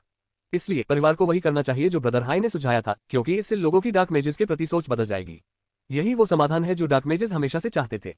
फिर लॉरा ने झाओ हाई की ओर मुड़कर कहा, मुझे नहीं लगा था कि भाई हाई सचमुच ऐसा तरीका सोच पाएंगे। रेडियंट चर्च से निपटने के लिए एक अलग तरह की ब्रेन वॉशिंग का इस्तेमाल करना ही सबसे अच्छा तरीका था। चर्च की नींव हिलाने का ये सबसे आसान तरीका भी था। झाओ हाई ने हल्की मुस्कान के साथ कहा, यह एक प्रचार युद्ध है। यह एक ऐसी लड़ाई है जहां तलवारें और भाले दिखाई नहीं देते। कभी कभी इस तरह के युद्ध से बचाव करना आमतौर पर होने वाली खुली लड़ाइयों से भी अधिक कठिन होता है, क्योंकि यह आमतौर पर बहुत प्रभावी होता है। लॉरा ने सिर हिलाया और फिर कहा, क्या हमारे स्कूलों में एक ही विषय पढ़ाया जाएगा? भले ही अभी हमारी आबादी कम है, लेकिन आने वाले समय में यह निश्चित रूप से बढ़ जाएगी। बच्चों को इन विषयों की शिक्षा देना हमारे उद्देश्य के लिए अच्छा होगा। झाओ हाई ने हल्की सी मुस्कान बिखेरी और फिर कहा, हम इस विषय पर चर्चा कर सकते हैं, लेकिन हमें इसे पढ़ाने का तरीका बदलना होगा। हम सिर्फ रेडियंट चर्च की बुराई नहीं कर सकते, बल्कि हमें विद्यार्थियों को वफादारी के बारे में सिखाना चाहिए। हमें उन्हें ये समझाना चाहिए कि उन्हें ये जीवन किसने दिया है और उन्हें किसके प्रति वफादार रहना चाहिए। अगर बच्चे बचपन से ही हमारे प्रति श्रद्धा रखेंगे तो निश्चित है कि भविष्य में भी वे हमारे प्रति वफादार रहेंगे। इस तरह हम किसी भी दुश्मन से नहीं डरेंगे। लौरा की आंखें चमक उठी। दरअसल कुछ रईस भी इस विधि का प्रयोग करते थे, लेकिन वे इसे अपने दासों पर इस्तेमाल करते थे। हालांकि झाओ हाई भी अपने दासों के साथ ऐसा ही करता था, लेकिन लौरा जानती थी कि झाओ हाई का इरादा अपने दासों को आम नागरिक का दर्जा दिलाना था। इसका मतलब ये होगा कि झाओ हाई तकनीकी रूप से इस विधि का प्रयोग आम नागरिकों के लिए करेगा, जो बात लौरा को समझ नहीं आई। हालांकि लौरा इस बात को लेकर असमंजस में थी, लेकिन झाओ हाई को कोई असमंजस नहीं था। वह जानता था कि एक नेता को अपनी प्रजा के साथ किसी न किसी प्रकार का सामंजस्य विकसित करना आवश्यक है। जब यह सामंजस्य एक निश्चित स्तर तक पहुंच जाता है, तभी एक नेता अजेय बन सकता है। फिलहाल झाओ हाई के क्षेत्र में कुछ ही लोग थे, जिससे इसका प्रबंधन कुछ हद तक आसान था। लेकिन वसंत ऋतु आते ही 1 लाख गुलाम आ जाएंगे। इतनी बड़ी संख्या में लोगों के अचानक आने से उनका प्रबंधन करना निश्चित रूप से थोड़ा मुश्किल हो जाएगा। दासों से इस तरह की एकजुटता की उम्मीद करना असंभव था, इसलिए झाओ हाई ने धीरे धीरे उनकी दास्ता समाप्त करने की योजना बनाई। इस तरह उन्होंने अपनी उदारता का परिचय देते हुए एक विद्यालय भी बनवाया, जहां दासों को शिक्षा दी जाएगी। शिक्षा पूरी होने के बाद उनकी दास्ता समाप्त होने से कोई फर्क नहीं पड़ेगा, क्योंकि उन्हें वफादारी का पाठ पढ़ाया जा चुका होगा। यही वह तरीका था जिससे झाओ हाई अपने दासों के साथ धीरे धीरे एकजुटता विकसित करना चाहते थे। स्वाभाविक रूप से लोगों में एकजुटता लाने का सबसे अच्छा तरीका उनमें सामूहिक गौरव की भावना विकसित करना था। जब वे अपने समूह पर गर्व महसूस करेंगे, तभी वे एक दूसरे के साथ ठीक से काम कर पाएंगे। लेकिन गुलामों के मामले में यह तरीका कारगर नहीं था। गुलामों के पास कुछ भी नहीं था, यहाँ तक कि सम्मान भी नहीं, तो भला उनमें गर्व की भावना कैसे हो सकती थी। इसलिए झाओ हाई के पास एकमात्र उपाय यही था, दासों को शिक्षित करना। बेशक वह अपने दासों के साथ पहले जैसा व्यवहार नहीं करेगा। वह उन्हें यह समझाना चाहता था कि यदि वे उसके क्षेत्र को छोड़कर चले गए तो उनकी स्थिति कहीं अधिक खराब हो जाएगी। यदि वे चले जाते हैं तो वे केवल दास बनकर रह जाएंगे, लेकिन ब्लैक वेस्टलैंड्स के अंदर वे पूर्ण मनुष्य थे। लेकिन ये सब बातें केवल झाओ हाई के दिमाग में थी। अपने विचारों को साबित करने से पहले उसे नए गुलामों के आने का इंतजार करना था। आखिरकार उसे उनके विद्रोह का कोई डर नहीं था। ये 1 लाख गुलाम तो कुछ भी नहीं थे, यहाँ तक कि 10 लाख गुलाम भी झाओ हाई को धमकी नहीं दे सकते थे। झाओ हाई अपने विचारों में इतना डूबा हुआ था कि उसने लौरा की विस्मय भरी निगाहों को देखा ही नहीं। झाओ हाई ऐसे विचारों के बारे में सोच रहा था जिनके बारे में लौरा ने पहले कभी नहीं सुना था। इसके अलावा झाओ हाई के ये विचार बहुत ही व्यवस्थित थे, जिससे लोगों को विश्वास हो गया कि वे वास्तव में कारगर होंगे। काफी देर बाद झाओ हाई होश में आया। उसने लौरा की आंखों में देखा और मुस्कुराते हुए कहा, अभी हमें एक अच्छा द्वीप ढूंढना है। हमें यह भी तय करना होगा कि द्वीप का वातावरण अनुकूल है या नहीं, और सबसे महत्वपूर्ण बात, सुरक्षित है या नहीं। अफसोस की बात है कि बिग ब्रदर स्मिथ द्वारा दिए गए नक्शे में केवल समुद्र दिखाया गया है। इस समय ये किसी काम का नहीं है। लौरा मुस्कुराए और बोली, सिर्फ बिग ब्रदर स्मिथ ही नहीं, पूरे महाद्वीप में किसी के पास भी समुद्र का पूरा नक्शा नहीं था। जमीन को तो इंसानों का इलाका कहा जा सकता है, लेकिन समुद्र पर समुद्री जीव रहते हैं।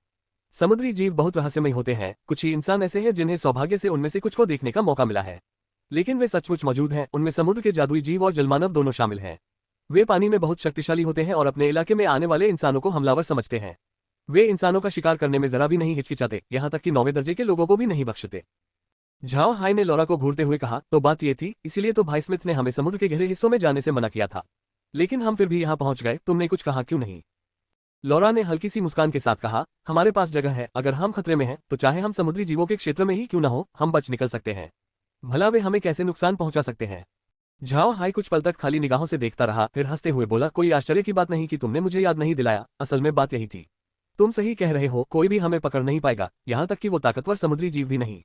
हाँ, लेकिन फिर भी हमें उनके इलाकों से दूर रहना होगा। मैं उनसे दुश्मनी नहीं मोल लेना चाहता। लौरा ने सिर हिलाते हुए कहा, समुद्र में रहते हुए समुद्री जीवों से दुश्मनी मोल न लेना वाकई एक बेहतरीन विचार है। मुझे नहीं पता वे ऐसा कैसे करते हैं, लेकिन समुद्र में रहने वाले लगभग सभी जीव इन समुद्री जीवों के जासूस बन सकते हैं। अगर हम उन्हें नाराज कर दें तो हमारे जहाज निश्चित रूप से आगे नहीं बढ़ पाएंगे, और अगर हम जहाजों की देखरेख न करें तो वे निश्चित रूप से डूब जाएंगे। इसीलिए हमें एक द्वीप पर अड्डा बनाना जरूरी है। झाओ हाई ने अपनी भौहें सिकोड़ते हुए कहा, एक अच्छा द्वीप मिल जाए तो अच्छा होगा, लेकिन अगर वह आसानी से खोजा जा सके तो उसे अपना अड्डा बनाने का कोई मतलब नहीं रह जाएगा। लौरा ने सिर हिलाकर जवाब दिया, हमें द्वीप ढूंढने की चिंता करने की जरूरत नहीं है। समुद्र में तो बहुत सारे द्वीप हैं। जो लोग अक्सर यहाँ आते जाते हैं, वे मीठे पानी की उपलब्धता और खतरनाक जादुई जीवों से मुक्त द्वीपों को आपूर्ति केंद्र के रूप में नहीं चुनते। हमें द्वीप चुनने के लिए इन मानदंडों की जरूरत नहीं है। हमें सिर्फ द्वीप की स्थलाकृति और भूभाग की परवाह है। भाई हाय, क्यों न हम इस जहाज के मूल कप्तान से पूछें? उन्हें इस क्षेत्र के द्वीपों के बारे में कुछ न कुछ जानकारी तो जरूर होगी। हेवन का वह जहाज जिस पर वे इस समय सवार थे, मूल रूप से पोसीडोन था। इसके पिछले सभी चालक दल मारे गए थे और उन्हें ज़ॉम्बी में बदल दिया गया था ताकि वे झाओ हाई को जहाज चलाने में मदद कर सकें। अपनी कुशलता खोने के डर से झाओ हाई ने जहाज के सभी चालक दल को उन्नत स्तर के ज़ॉम्बी में बदलने का फैसला किया। यही कारण था कि लॉरा ने जहाज के कप्तान से पूछने का सुझाव दिया, क्योंकि जीवित रहते हुए उनकी यादें उनके पास होनी चाहिए थी। झाओ हाई ने सिर हिलाया और तुरंत कप्तान को बुलाया। कप्तान देखने में बहुत साधारण और कद में छोटा था। शायद वर्षों तक समुद्र में नौकायन करने के कारण उसकी त्वचा बहुत सख्त दिखती थी। यहाँ तक कि मरे हुए प्राणी में परिवर्तित होने के बाद भी जहाज के कप्तान की त्वचा की गुणवत्ता वैसी ही बनी रही। कप्तान का नाम जिनान था। जब जिनान वहां पहुंचा तो उसने तुरंत झाओ हाई को प्रणाम किया और कहा, मैंने युवा स्वामी को देख लिया है। झाओ हाई ने सिर हिलाकर कहा, जिनान, मैं एक द्वीप की तलाश में हूं जहां मैं अपना बेस बना सकूं। पर्यावरण का अनुकूल होना जरूरी नहीं है, बस उसकी स्थलाकृति बहुत अच्छी होनी चाहिए। साधारण जहाज वहां से न गुजर सके। क्या आपको ऐसी कोई जगह पता है? जिनान ने तुरंत जवाब दिया, हाँ मुझे पता है। यहाँ आसपास ऐसे कई द्वीप हैं जिनमें सबसे प्रसिद्ध है एप आइलैंड। इसका आकार एक विशालकाय बंदर के सिर जैसा है। द्वीप के चारों ओर फैली विशाल चट्टानों के कारण ये बहुत भयभीत करने वाला द्वीप था, यहाँ तक कि जहाज पहुंच ही नहीं सकते थे। लेकिन यहाँ तक पहुंचने का एक रास्ता है। कुछ लोग एक बार उस रास्ते से होते हुए एक जल जादूगर के साथ द्वीप पर गए थे, लेकिन वहां पहुंचते ही उन्होंने पाया कि द्वीप भयंकर जादुई जीवों से भरा हुआ था, जिनमें से अधिकांश छठे और सातवें दर्जे के थे। उनका नेता तो 8वें दर्जे का भी था। समूह ने पीछे हटने का फैसला किया, लेकिन जब वे अपने जहाज पर वापस आए तो उन पर समुद्री जादुई जीवों ने अचानक हमला कर दिया। उनका जहाज लगभग नष्ट हो गया था। सौभाग्य से उनके साथ एक जल जादूगर था, इसलिए वे बच गए। ये द्वीप घने जंगलों और मीठे पानी के स्रोत से युक्त एक सुंदर स्थान है। भयंकर जादुई जीवों और द्वीप तक पहुंचने के कठिन रास्ते के कारण संभवतः वर्षों से कोई भी वहां नहीं गया था। झाओ हाई ने सिर हिलाया। उसे द्वीप के जादुई जीवों से डर नहीं था। द्वीप तक जाने का केवल एक ही रास्ता था। अगर वह उसे अवरुद्ध करने में कामयाब हो जाता तो द्वीप वास्तव में उसका अपना हो जाता। जिनान के ये कहने पर कि द्वीप का वातावरण अनुकूल है, झाओ हाई ने फैसला किया कि यही वह द्वीप है जिसकी उसे तलाश थी। अध्याय 376 blade scale well. Zhao high ने जिनान की ओर मुड़कर कहा, हम एप आइलैंड जा रहे हैं, क्या तुम्हें रास्ता पता है? जिनान ने सिर हिलाते हुए कहा, मुझे पता है, स्वामी जी को चिंता करने की जरूरत नहीं है। लेकिन स्वामी जी, वानर द्वीप पर बहुत सारे शक्तिशाली जादुई जीव हैं और उनसे निपटना बहुत मुश्किल है। मैंने सुना है कि वहां वानर प्रकार के जादुई जीवों का वर्चस्व है। वे लंबे हैं, रक्षात्मक और आक्रामक रूप से मजबूत हैं, साथ ही उनकी चाल ढाल भी अद्भुत है। क्योंकि वे द्वीप पर रहते आए हैं, इसलिए उन्हें तैरना भी आता है। उनसे निपटना बहुत मुश्किल है।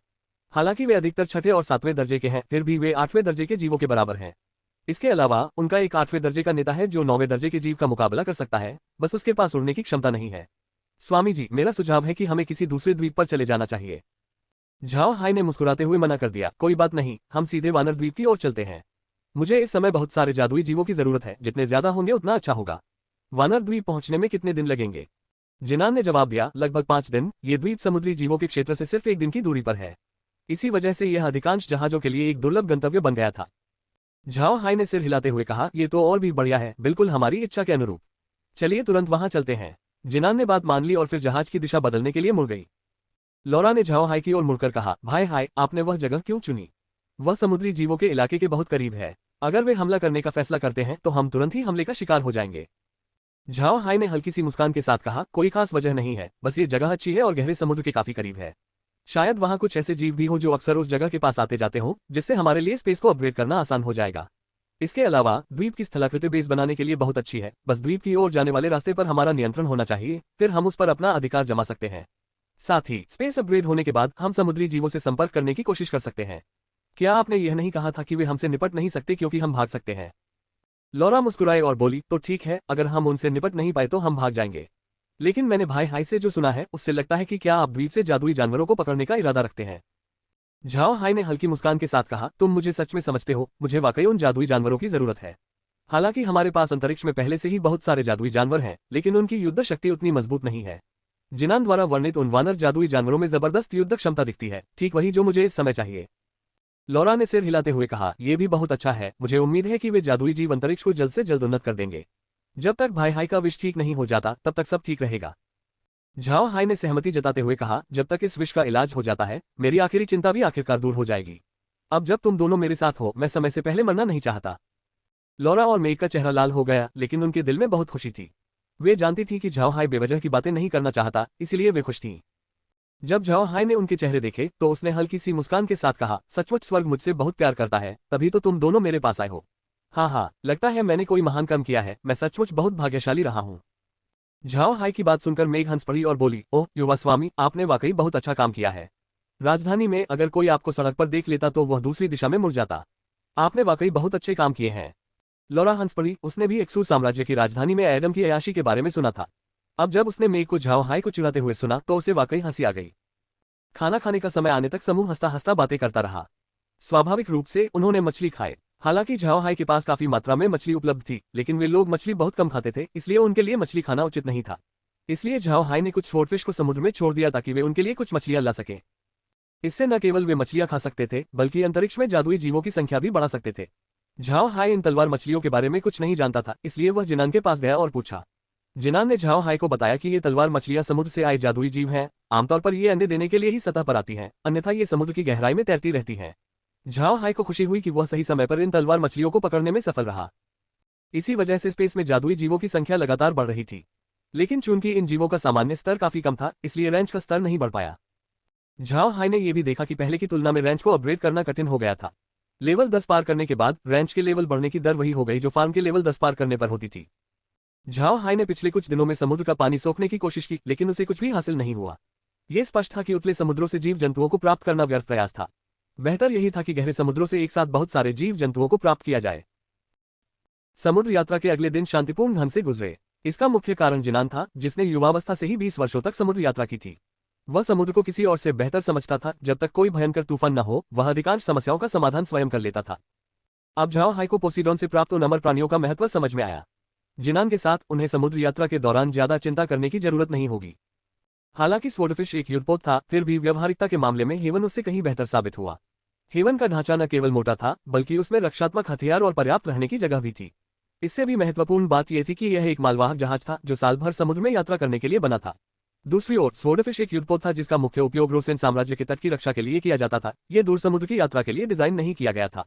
इसलिए यदि हम नौवहन के अनुभव और गुणवत्ता की बात करें तो स्वॉर्डफिश का चालक दल हेवन के चालक दल से कहीं बेहतर था। झाओ हाई द्वारा अपने जहाज की दिशा बदलने के महज 3 दिन बाद अन्य जहाज आमतौर पर दिखाई नहीं देने लगे। ये बिल्कुल वैसा ही था जैसा जिनान ने पहले कहा था। बहुत कम जहाज इन इलाकों में आने का जोखिम उठाते थे। शायद केवल तस्करी करने वाले या समुद्री लुटेरों के जहाज ही इन जल क्षेत्रों में आते जाते थे। लेकिन ये समुद्री लुटेरे हेवन पर हमला करने की हिम्मत नहीं कर सकते थे, भले ही हेवन स्पष्ट रूप से एक व्यापारी जहाज था। जहाज के मजबूत ढांचे और हथियारों को देखकर ही समुद्री लुटेरे समझ गए थे कि इस जहाज को लूटना आसान नहीं है। अगर वे हमला करने भी आते तो भी वे जहाज को कुछ नहीं कर पाते। चूंकि वे अब गहरे समुद्र के करीब पहुंच रहे थे, इसलिए समुद्री जीवों द्वारा हमला किए जाने की संभावना बढ़ गई थी। इसी वजह से आम नौसेनाएं इतनी दूर तक जाने का जोखिम नहीं उठाती थीं। इसी कारण समुद्र का ये हिस्सा समुद्री डाकुओं का स्वर्ग बन गया था। जिनान द्वारा चुना गया मार्ग समुद्री लुटेरों से सुरक्षित था। समुद्री लुटेरों को आराम की भी आवश्यकता होती है, इसलिए वे आमतौर पर अपने ठिकानों के पास ही लूटपाट करने के लिए जगह चुनते हैं। उनके ठिकाने खुले समुद्र के पास होने चाहिए, अनुकूल वातावरण होना चाहिए और साथ ही आक्रामक जादुई जानवरों की अनुपस्थिति भी होनी चाहिए। लेकिन ये स्पष्ट था कि ऐप आइलैंड उनके विकल्पों में से एक नहीं था। इसके अलावा द्वीप के आसपास के जलक्षेत्र में समुद्री जीवों के हमलों की संभावना अधिक थी। जो जहाज पास आने की हिम्मत करते थे, उन्हें निशाना बनाया जाता था। इसलिए यहाँ जहाजों की संख्या बहुत कम थी। झाओ हाई को इन खतरों की परवाह नहीं थी। अगर कोई जानवर हमला करता तो वह उन्हें भगाने के लिए कुछ तीर चलाने वाले कछुए छोड़ देता। अगर तीर चलाने वाले कछुए काफी नहीं होते तो वह अंतरिक्ष का इस्तेमाल करके सीधे जानवर को पकड़ लेता। जैसे ही वह ये सोच रहा था, हेवन अचानक हिल उठा। झाओ हाई ने अवाक होकर देखा, फिर उसने तुरंत मॉनिटर खोला। इस समय हेवन के नीचे एक विशालकाय जादुई जानवर हमला कर रहा था। वह विशालकाय जीव लगभग तलवार मछली जितना बड़ा था। उसका शरीर शल्कों से भरा हुआ था और उसके मुंह में नुकीले दांतों का पूरा सेट था। एक नजर में ही कोई समझ सकता था कि यह एक दुर्जय जादुई जीव था। हेवन पर जहाज के हमले को देखकर झाओ हाई ने तुरंत जिनान को बुलाया। जिनान ने उस जीव का रूप देखा और तुरंत बोला, युवा स्वामी, यह एक ब्लेड स्केल व्हेल है जो सचमुच समुद्र में तैरता हुआ सिरदर्द है। ये जल तत्व का जीव है, लगभग 6ठे दर्जे का, और इसकी आक्रमण क्षमता बहुत प्रबल है। अगर यह सीधे हमला करे तो स्वॉर्डफिश जैसे जहाज में निश्चित रूप से छेद हो जाएगा। इसके अलावा भले ही इसके जादुई हमले हेवन के मोटे कवच को भेद न सके, फिर भी इसके आरी जैसे शल्क से आसानी से फाड़ सकते हैं। इस जीव के लिए जहाज के लोहे के कवच को चीरना कोई बड़ी बात नहीं है। इसका उपनाम है iron armour assassin. Zhao high ने सिर हिलाया और फिर कहा, क्या तीर वाले कछुए इससे निपट सकते हैं? जिनान ने सिर हिलाते हुए कहा, मुझे नहीं पता। समुद्री जादुई जीवों के बारे में मेरी समझ बहुत कम है। जैसे कि मुझे इस ब्लेड स्केल व्हेल की कमजोरी के बारे में कोई जानकारी नहीं है। झाओ हाई ने सिर हिलाया और कुछ नहीं कहा। उसने बड़ी संख्या में तीर कछुओं को छोड़ा और उन्हें व्हेल पर हमला करने का आदेश दिया। ब्लेड स्केल व्हेल बहुत ताकतवर तो थी, लेकिन अपने विशाल शरीर के कारण आसानी से पैतरेबाजी नहीं कर पाती थी। इसके आकार की तुलना में एरो टर्टल काफी छोटे थे, लेकिन उनकी रक्षा शक्ति भी बहुत मजबूत थी। सबसे महत्वपूर्ण बात यह है कि एरो टर्टल के हमले उतने कमजोर नहीं थे। झाओ हाई ने लगभग 200 तीर कछुओं को पानी में छोड़ा। जब ये कछुए पानी में पहुंचे तो वे तुरंत ब्लेड स्केल व्हेल की ओर झुंड बनाकर बढ़े और अपने खोल पर मौजूद सींगों से उस पर हमला कर दिया। व्हेल को जाहिर तौर पर तीर कछुओं से डर लग रहा था, इसलिए उसने हेवन पर हमले रोक दिए और पीछे हटने लगी। तीर कछुओं ने उसे ऐसा करने नहीं दिया, इसलिए उन्होंने तुरंत व्हेल को घेर लिया और उस पर सामूहिक रूप से हमला कर दिया। झाओ हाई ने देखा कि ये तीर चलाने वाले कछुए व्हेल की कमजोरी साबित हो रहे थे। जब कछुओं के सींग व्हेल के कवच को भेदते हुए अंदर घुसे तो खून तेजी से बाहर निकला। वेल बार बार छटपटाने लगी, लेकिन कछुओं के हमलों के बीच वह कुछ भी नहीं कर सकी। झाओ हाई ने जो कुछ हो रहा था उसे निसंकोच देखा। उसने सोचा भी नहीं था कि ये तीर वाले कछुए वास्तव में ब्लेड स्केल वेल जैसे विशालकाय जानवर को हरा देंगे। ये देखकर लौरा और बाकी लोग भी हैरान रह गए। कुछ ही देर में वेल हमलों के आगे हार गई और हिलना डुलना बंद कर दिया। उसका शरीर समुद्र तल की ओर डूबने लगा। ये देखकर झाओ हाई ने तुरंत अंतरिक्ष का द्वार खोला और तीर कछुओं और वेल के शरीर दोनों को अपने भीतर समाहित कर लिया। जैसे ही समुद्री जल उस स्थान में प्रवेश किया, अचानक एक चेतावनी सुनाई दी। घायल वेल जैसी दिखने वाली एक विकृत प्रजाति का जीव पाया गया है। स्थिति का निर्धारण नहीं हो पा रहा है। मेजबान से अनुरोध है कि वह इस जीव का जल्द से जल्द उपचार करे। झाओ हाई ने तुरंत ब्लेड स्केल्ड वेल का इलाज करवाया, लेकिन उसे यह उम्मीद नहीं थी कि वेल के इलाज में 200,000 सोने के सिक्के खर्च हो जाएंगे, जिससे झाओ हाई को गहरा दुख हुआ। सौभाग्य से उसने ग्रैंड ड्यूक लायनहॉट से पहले ही करोड़ों सिक्के लूट लिए थे, अन्यथा उसे वेल को बचाने का विचार छोड़ना पड़ता। अध्याय 377 छोटा बंदर। ब्लेड स्केल वेल के ठीक होने के तुरंत बाद स्पेस ने एक सूचना जारी की। वेल प्रकार का जादुई जीव पाया गया। आक्रमण की शक्ति बहुत अधिक है, स्तर 30 है। वर्तमान में स्पेस के अंदर इसे बढ़ाया नहीं जा सकता। डिजिटाइजिंग अब स्पेशियल शॉप में खरीदा जा सकता है। प्रश्न में यह बदलाव इसलिए हुआ क्योंकि अब रैंच जानवरों को जादुई प्राणियों में बदल देता है। इसीलिए प्रश्न में प्राणी की जगह जादुई प्राणी लिखा था। हालांकि अंतरिक्ष फिलहाल ब्लेड स्केल वेल को पालने में असमर्थ था, शायद खारे पानी के कुंड की कमी के कारण। यह बात झाओ हाई को समझ नहीं आ रही थी। उसने अंतरिक्ष में काफी मात्रा में समुद्री जल समाहित कर लिया था, तो फिर इसमें खारे पानी का कुंड क्यों नहीं था। झाओ हाई अब उतना उत्साहित नहीं था। चूंकि वेल को फार्म के अंदर पाला नहीं जा सकता था, इसलिए उसे अंतरिक्ष में रखने का कोई मतलब नहीं था। इसलिए झाओ हाई ने वेल को छोड़ दिया और उसे हेवन के साथ उनकी मंजिल की ओर जाने के लिए लगा दिया। इस बार वेल ने हेवन पर हमला नहीं किया, बल्कि पनडुब्बी की तरह जहाज की रक्षा करते हुए उसके पीछे पीछे चलती रही। झाओ हाई को आखिरकार राहत मिली और उसने जिनान को एप आइलैंड की ओर आगे बढ़ने का आदेश दिया। हालांकि blade scale well arrow turtles का मुकाबला नहीं कर सकती थी, फिर भी वह बहुत शक्तिशाली थी। वेल समुद्र में एक अत्याचारी जीव थी, बस दुर्भाग्य से उसकी कमजोरी एरो टर्टल्स थे। जहां वह टर्टल्स के सामने बेबस थी, वहीं अन्य समुद्री जादुई जीव आमतौर पर उस पर हमला करने की हिम्मत नहीं करते थे। वेल के हेवन की रक्षा करने के कारण उसके बाद कोई और हमला नहीं हुआ। 2 दिन बाद झाओ हाई क्षितिज से एप आइलैंड को देख सकता था। ये बिल्कुल वैसा ही था जैसा वर्णन किया गया था। द्वीप की आकृति से एक जीवंत विशालकाय बंदर की आकृति स्पष्ट रूप से दिखाई दे रही थी, जिसका मुंह खुला हुआ था और वह हरे फर से ढका हुआ था। झाओ हाई ने वेल और कछुओं को आसपास के इलाके की छानबीन करने के लिए कहा। वह ये जानना चाहता था कि द्वीप में प्रवेश करने का मार्ग कहाँ है। हालांकि वे अभी भी द्वीप से काफी दूर थे, फिर भी समूह समुद्र तल पर मौजूद असंख्य चट्टानों और दूर तक फैले पत्थरों के कारण सतर्क था। यदि उन्होंने अपना मार्ग ठीक से नहीं चुना होता तो जहाज किसी बाधा से टकराकर डूब सकता था। 2 दिनों की खोजबीन के बाद झाओ हाई को आखिरकार द्वीप की ओर जाने वाला रास्ता मिल गया। हालांकि जिनान की जानकारी गलत थी। एप द्वीप की ओर जाने वाला रास्ता एक नहीं बल्कि 3 थे। पहला रास्ता बाकी 2 रास्तों की तुलना में अपेक्षाकृत चौड़ा था, जो काफी संकरे थे। हेवन जैसे 5 मस्तूल वाले जहाज चौड़े रास्ते से द्वीप की ओर जा सकते थे। अन्य 2 संकरे रास्तों में से एक पर स्वॉर्डफिश जहाज चल सकते थे, जबकि दूसरे से केवल छोटी नावें ही गुजर सकती थीं। साथ ही ये रास्ते सीधे नहीं थे बल्कि घुमावदार थे।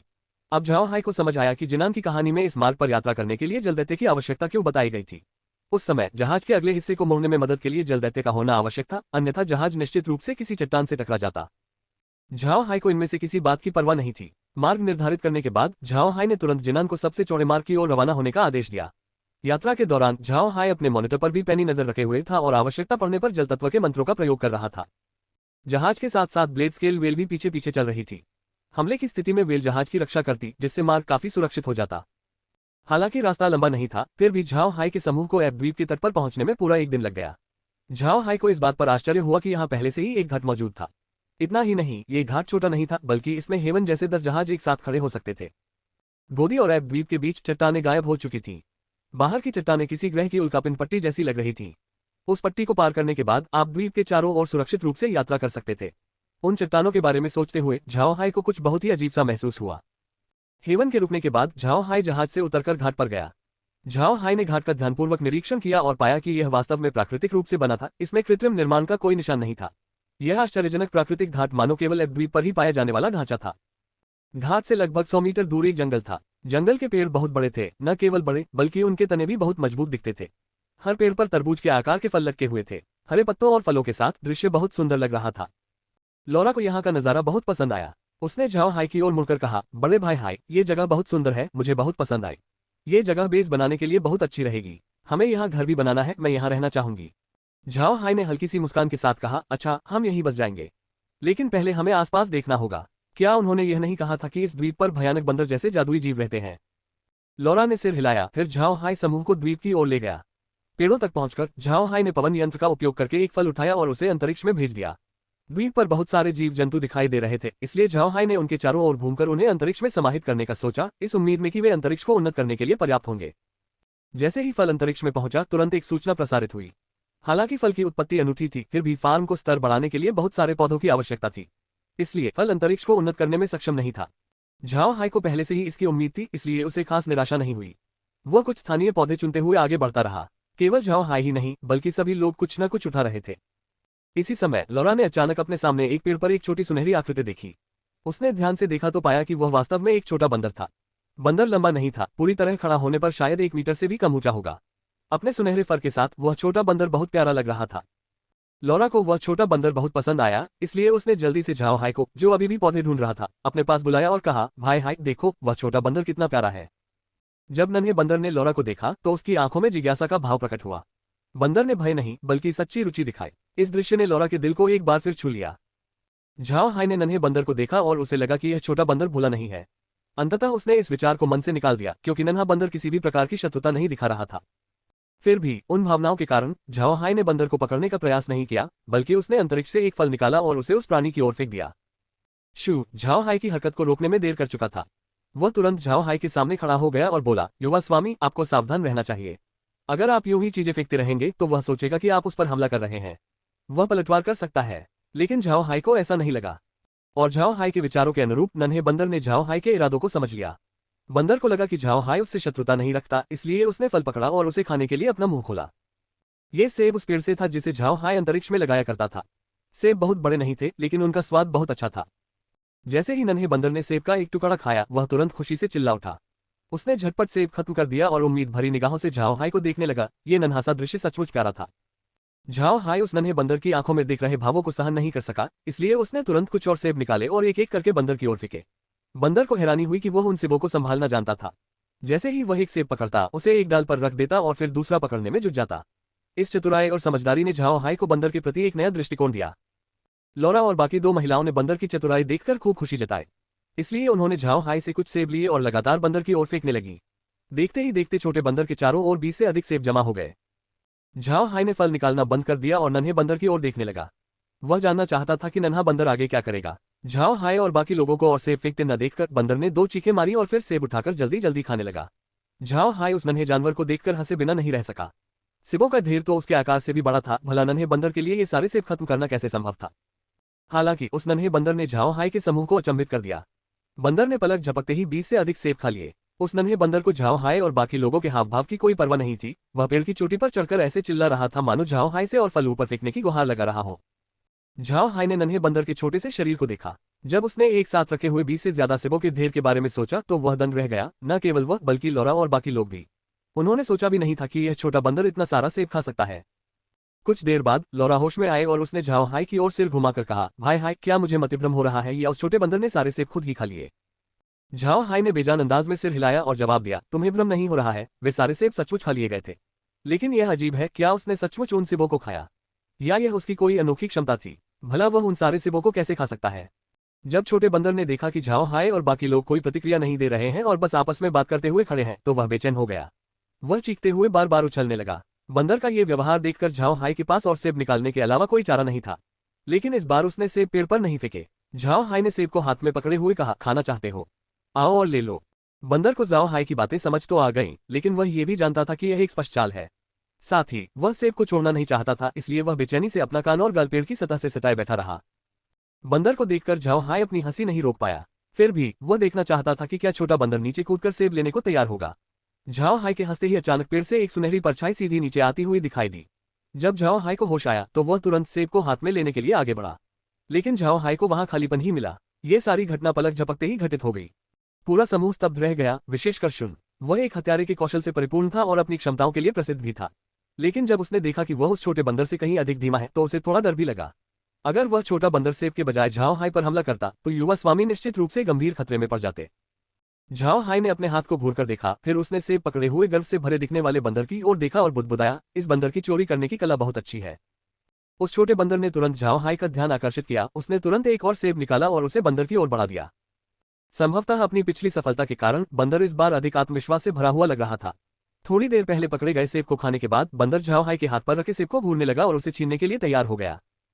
लॉरा और बाकी लोग चुपचाप खड़े होकर उस छोटे बंदर को ध्यान से देखने लगे। इस बार झाओ हाई के हाथ में रखा सेब गायब होने से पहले एक और सुनहरी रोशनी चमकी और बंदर पेड़ पर लौट गया। झाओ हाई और बाकी लोग बंदर की हरकतों को अपनी आंखों से देख नहीं पा रहे थे। सेब खाते समय नन्हे बंदर ने गर्व से 2 बार चीख मारी। उसके बाद उसने झाओ हाई को एक और चीख मारी। जाहिर है वह और सेब खाना चाहता था। ऐसा लग रहा था मानो उसे भी इस तरह का खेल खेलना अच्छा लगता हो। झाओ हाई ने उस नन्हे प्राणी को देखा और मुस्कुराया। फिर उसने एक और सेब निकाला और बंदर की ओर अपना हाथ बढ़ाया। जैसे ही झाओ हाई ने सेब पकड़ा, उसकी आंखों में उत्साह की चमक आ गई। जैसा कि उम्मीद थी, छोटे बंदर का आत्मविश्वास बढ़ता ही गया। और जैसे ही बंदर झाओ हाई द्वारा निकाले गए सेब को छीनने वाला था, अचानक एक अंतरिक्षीय दरार प्रकट हुई और उसने झाओ हाई और छोटे बंदर दोनों को घेर लिया और वे दोनों गायब हो गए। जब झाओ हाई उस छोटे बंदर के साथ अंतरिक्ष में दाखिल हुआ तो अंतरिक्ष ने तुरंत एक संदेश दिया। बंदर प्रकार का जादुई जीव पाया गया। स्तर 40। अंतरिक्ष के अंदर पाला जा सकता है। प्रति घंटे 2 बार भोजन की खपत करता है। परिपक्व होने में 20 घंटे लगते हैं। 10 बार तक बच्चे पैदा कर सकता है। हर बार 5 संतानें। गर्भावस्था में 8 घंटे लगते हैं। डिजिटलीकरण किया जा रहा है। अब इसे स्थानिक दुकान से खरीदा जा सकता है। स्पेस रेंच ने लेवल अप की सभी शर्तें पूरी कर ली हैं। रेंच को लेवल 16 पर अपग्रेड कर दिया गया है। मेजबान को उनके प्रयासों के लिए बधाई। ये झाओ हाई के लिए बिल्कुल चौंकाने वाली बात थी। उसने कभी सोचा भी नहीं था कि जब वह बंदर को अंतरिक्ष में ले जाएगा तो उसका फार्म अप्रत्याशित रूप से अपग्रेड हो जाएगा। इतना ही नहीं, वह छोटा बंदर ब्लेड स्केल वेल से भी ऊंचे स्तर का निकला। ऐसा लग रहा था कि द्वीप के बंदर इतने सीधे साधे नहीं थे। जब नन्हा बंदर इस अजीब जगह पर पहुंचा तो वह काफी भ्रमित हो गया। लेकिन अंतरिक्ष की शक्ति के कारण नन्हे बंदर ने तुरंत झाओ हाई को अपना दोस्त पहचान लिया। वह उछलकर झाओ हाई के कंधे पर बैठ गया और चहचहाने लगा। साथ ही उसने झाओ हाई के हाथ में पकड़ा हुआ सेब भी ले लिया और उसे वापस झाओ हाई को दे दिया। झाओ हाई को यह चतुर छोटा बंदर बहुत पसंद आया। उसने सोचा भी नहीं था कि यह बंदर इतना प्यारा होगा, यहाँ तक कि उसे सेब भी दे देगा। झाओ हाई को आश्चर्य हुआ। ये छोटा बंदर इंसानों के मन की बात बहुत अच्छी तरह समझता था। झाओ हाई हंसते हुए उस छोटे बंदर को गोद में उठाकर उसे खाने के लिए एक बड़ा सा सेब दिया। नोट: यह अब तक का सबसे लंबा अध्याय है। उफ, लेकिन यह वाला काफी अच्छा था जिसमें हमारे किरदार बस मौज मस्ती कर रहे थे। अध्याय 378 छोटा जिन। वह छोटा प्राणी झाओ हाई को समझ गया, इसलिए वह झाओ हाई की गोद में ही बैठा रहा और अपने हाथ में रखे सेब को चबाता रहा। इसी समय झाओ हाई ने लॉरा और बाकी लोगों को अंदर बुलाया। जब लॉरा और बाकी लोगों ने झाओ हाई को नन्हे बंदर को बच्चे की तरह गोद में लिए देखा तो वे उत्साहित हो गए और तुरंत आकर उन दोनों को घेर लिया। झाओ हाई मुस्कुराया और नन्हे बंदर को लॉरा को दे दिया। लॉरा खुशी से झूम उठी और उस नन्हे जीव को प्यार से गले लगा लिया। बंदर झाओ हाई और लॉरा व बाकी लोगों के रिश्ते को जानता था, इसलिए उसने कोई शत्रुता नहीं दिखाई। वह बस शांति से लॉरा की गोद में लेटकर अपना सेब खाता रहा। फिर काय एर उड़ती हुई आई। वह बंदर की ओर बढ़ी और उसे उत्सुकता भरी निगाहों से देखने लगी। जब बंदर भी काय एर की उत्सुक निगाहों का जवाब दे रहा था, तभी काय एर ने अचानक अपनी एक बेल बढ़ाए और नन्हे बंदर के हाथ में रखा सेब छीन लिया। बंदर पहले तो खाली निगाहों से घूरता रहा, फिर अचानक गुस्से में आ गया और लॉरा की बाहों से नीचे उतरते हुए चीखने लगा। वह काय एर के पीछे भागा जबकि दूसरा पक्ष मुस्कुराते हुए भाग गया। इस घटना ने अंतरिक्ष को काफी जीवंत बना दिया। काय एर हंस रही थी, छोटा बंदर चीख रहा था और झाओ वेन भी मस्ती में शामिल हो गया। अंतरिक्ष में एक अलग ही ऊर्जा का संचार हो रहा था। ऐसा अनुभव झाओ हाई और अन्य लोगों ने पहले कभी नहीं किया था। कुछ देर बाद झाओ हाई ने समूह को रोका और उन्हें वापस बाहर ले गया। स्वाभाविक रूप से छोटा बंदर भी अपने हाथ में एक बड़ा सेब लिए हुए उनके साथ आया। झाओ हाई ने उस छोटे बंदर का नाम भी रखा। उसने उसे छोटा जिन कहा। अंतरिक्ष से बाहर निकलते ही नन्हा जिन अपने आसपास देखने लगा, फिर 2 बार चिल्लाया और उत्साहित हो गया। वह झाओ हाई के कंधे से कूदकर नीचे उतरा और अपने दूसरे हाथ से इशारा किया जिसमें सेब नहीं था। नन्हे जिन ने आगे की ओर इशारा किया। झाओ हाई और बाकी लोग समझ नहीं पा रहे थे कि नन्हा बंदर क्या करना चाहता है। समूह को हिलते हुए न देखकर नन्हा जिन चीखता रहा और एक खास दिशा की ओर इशारा करता रहा। झाओ हाई को बस उसी दिशा में आगे बढ़ना था जिस ओर नन्हा जिन इशारा कर रहा था। नन्हा बंदर शांत हो गया और सेब चबाने लगा। इसी क्षण समूह की नजर से ओझल किसी स्थान पर एक जोरदार धमाके की आवाज सुनाई दी। झाओ हाई और अन्य लोग रुक गए और आगे की ओर देखने लगे। उन्हें याद आया कि जिनान ने उन्हें बताया था कि इस द्वीप पर भयंकर जादुई जानवर रहते हैं और यह आवाज सुनकर उन्हें उन जादुई जानवरों की याद आ गई। जब वे रुके तो नन्ही जिन ने फिर से शरारत करना शुरू कर दिया और चीखने लगी। झाओ हाई के पास आगे बढ़ने के अलावा कोई चारा नहीं था। इस वजह से झाओ हाई कुछ अनोखे जीव जंतुओं को इकट्ठा करने के लिए बाहर नहीं जा पा रहा था, क्योंकि अगर वह रुकता तो छोटा बंदर उसे बार बार पुकारता रहता था। इससे झाओ हाई और बाकी लोग काफी अवाक रह गए। लेकिन जब झाओ हाई को लगा कि लिटिल जिन उन्हें किसी खास जगह ले जा रहा है तो वह चिंतित और उत्सुक दोनों हो गया। वह देखना चाहता था कि लिटिल जिन उन्हें कहां ले जाना चाहता है। लगभग 1.5 किलोमीटर चलने के बाद भी उन्हें कोई अन्य जादुई जीव नहीं मिला, जिससे झाओ हाई आश्चर्यचकित हो गया।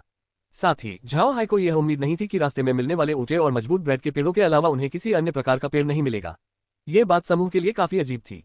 इसी क्षण उनके सामने सरसराहट की आवाज सुनाई दी। झाओ हाई और बाकी लोग रुक गए। फिर उन्होंने देखा कि सामने के जंगल से कई विशाल परछाइयां उनकी ओर आ रही हैं। जब आकृतियां स्पष्ट हुई तो झाओ हाई ने देखा कि वे वास्तव में बड़ी संख्या में बंदर थे। वे सामान्य बंदरों की तरह चारों पैरों पर रेंग रहे थे। उनके पिछले पैर अगले पैरों की तुलना में छोटे थे, इस वजह से चलते समय वे झुके हुए प्रतीत होते थे। लेकिन फिर भी उनकी ऊंचाई लगभग 7 से 8 मीटर थी, सीधे खड़े होने पर शायद 10 मीटर तक भी पहुंच सकती थी। झाओ हाय और बाकी सभी लोग स्तब्ध खड़े रहे। वे समझ गए थे कि उनका सामना उन्हीं जादुई जीवों से हो गया है जिनके बारे में जिन्ना ने उन्हें बताया था। अपने सामने खड़े बंदरों को देखकर झाओ हाय को यकीन हो गया कि उनमें जबरदस्त युद्ध शक्ति होगी। वे देखने में बिल्कुल किंग कांग जैसे थे, जो अक्सर पृथ्वी पर फिल्मों में दिखाई देते थे।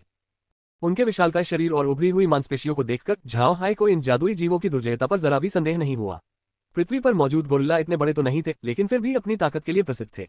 तो भला उनके सामने खड़े ये विशालकाय बंदर कितने शक्तिशाली होंगे। इन विशालकाय लोगों को देखकर झाओ हाय सतर्क हो गया। उसने लिटिल जिन को पकड़े हुए अपना भूतिया डंडा थामे रखा। शू और शुन भी झाओ हाय के साथ खड़े थे, जबकि लोरा और अन्य महिलाएं उनके पीछे खड़ी थीं। जब बंदरों ने झाओ हाय और बाकी लोगों को अचंभित देखा तो वे अपनी छाती पीटते हुए चिल्ला उठे, ठीक वैसे ही जैसे गोरिल्ला आमतौर पर अपनी लड़ाई की मुद्रा व्यक्त करते हैं। इसी समय जब झाओ हाय और अन्य लोग चिंतित थे, अचानक एक सुनहरी रोशनी एक बंदर के सिर की ओर बढ़ी। झाओ हाय चौंक गया। वह जानता था कि वह सुनहरी रोशनी निश्चित रूप से लिटिल जिन की थी। सचमुच छोटा जिन एक दूसरे बंदर के कंधे पर बैठा था। उसका पूरा शरीर बंदर के सिर से भी छोटा था। जब झाओ हाय ने ये देखा तो उसका चेहरा बदल गया और वह चिल्लाया, छोटे जिन वापस यहाँ आओ। नन्हे जिन ने उसकी बात नहीं मानी। उसने अपना छोटा हाथ आगे बढ़ाया और उस बंदर के सिर पर थपथपाया जो अपनी छाती पीट रहा था। इसके बाद जो हुआ उसने झाओ हाय के समूह को चौंका दिया। जब छोटे जिन ने बंदर के सिर पर थपथपाया तो वह तुरंत शांत हो गया और उसके चेहरे पर उदासी छा गई, ठीक वैसे ही जैसे कोई बड़ा बच्चे को डांटता है। झाओ हाय और बाकी लोग जो कुछ हो रहा था उसे हैरानी से देखते रहे। उन्हें कुछ समझ नहीं आ रहा था। छोटा जिन एक छोटा सुनहरा बंदर था, जबकि दूसरा एक विशालकाय गोरिल्ला था। एक सुनहरे बंदर द्वारा सिर पर थपथपाने पर गोरिल्ला आज्ञाकारी क्यों हो गया? क्या वे कोई नाटक कर रहे थे?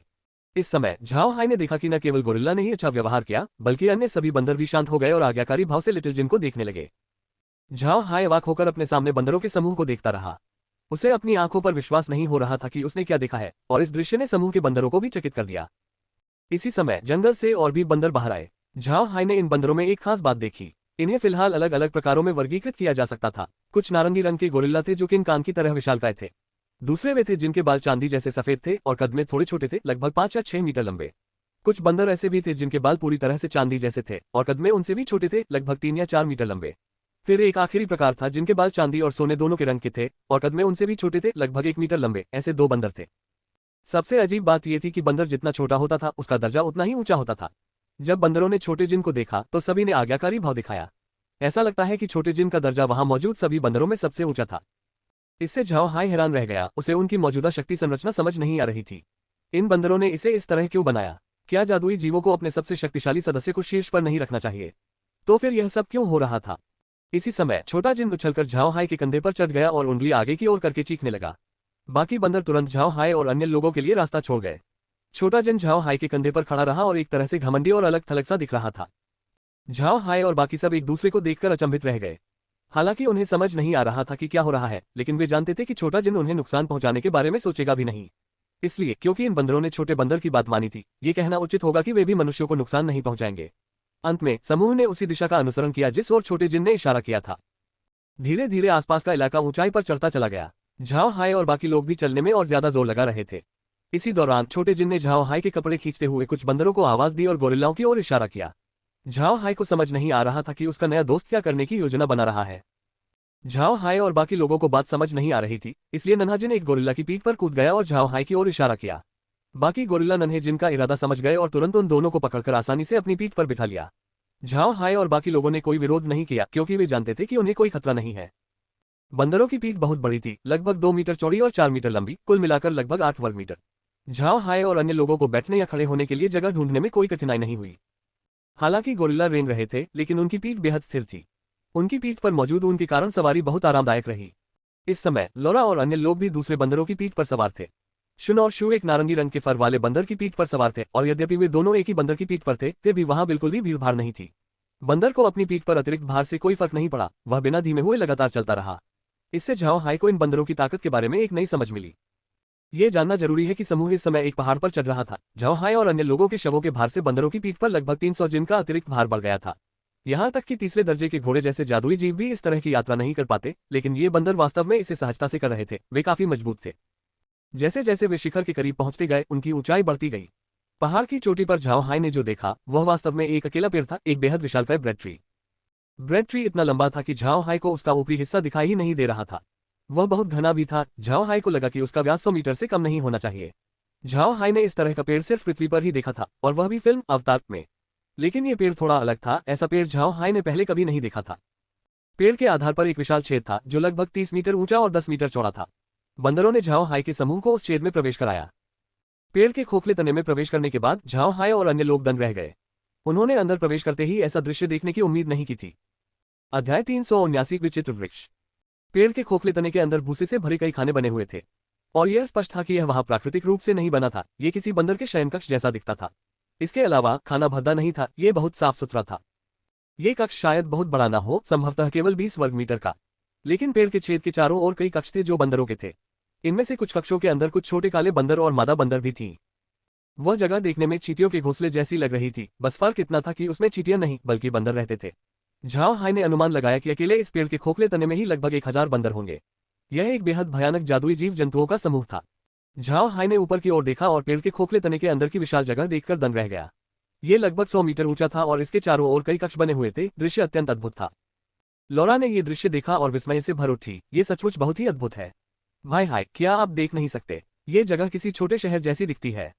लौरा का ये कथन कोई अतिशयोक्ति नहीं थी। वह स्थान वास्तव में भव्य था। उस वृक्ष को नन्हेजिन के राज्य की राजधानी माना जा सकता था। उसके राज्य के निवासी ये बंदर होने चाहिए और पूरा द्वीप उनका क्षेत्र हो सकता है। नन्हेजिन ने कुछ चीखें मारी, फिर कुछ बंदर जमीन पर पड़ी घास को उठाने आए। जमीन एकदम साफ थी। झाओ हाई को फर्श पर लकड़ी के रेशे भी हल्के हल्के दिखाई दे रहे थे। छोटा जिन झाओ हाई के शरीर से कूद गया। फिर उसने कुछ और चीखें मारी ताकि झाओ हाई के समूह को ले जा रहे गोरिल्ला उसे जमीन पर रख दे।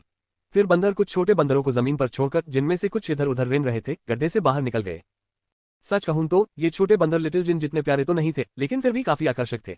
इससे लौरा, मेघ और नीर की आंखें चमक उठी। आमतौर पर महिलाओं को प्यारे जीवों से कोई खास लगाव नहीं होता। नन्हे जिन को उन छोटे बंदरों की कोई परवाह नहीं थी। उसने उन्हें उनके हाल पर ही छोड़ दिया। झाओ हाई को समझ नहीं आया कि नन्हा जिन क्या करने की सोच रहा था। इसी समय कुछ चांदी के रंग के बंदर अपने हाथों में कुछ ब्रेड फ्रूट लिए हुए आए। पहुंचकर उन्होंने वे फल झाओ हाई के सामने रख दिए। कुछ बंदर ऐसे भी थे जिनके पास कुछ तरल पदार्थ से भरे हुए शंख थे। झाओ हाई को यह देखकर आश्चर्य हुआ कि उन शंखों के अंदर के तरल पदार्थ से शराब जैसी गंध आ रही थी। नन्हे जिन ने कुछ चीखें मारते हुए एक ब्रेड फ्रूट उठाया और सीधे झाओ हाई को दे दिया, जो नन्हे बंदर का मतलब समझ गया। नन्हा जिन चाहता था कि झाओ हाई फल खा ले। झाओ हाई को बास्केटबॉल के आकार का फल मिला।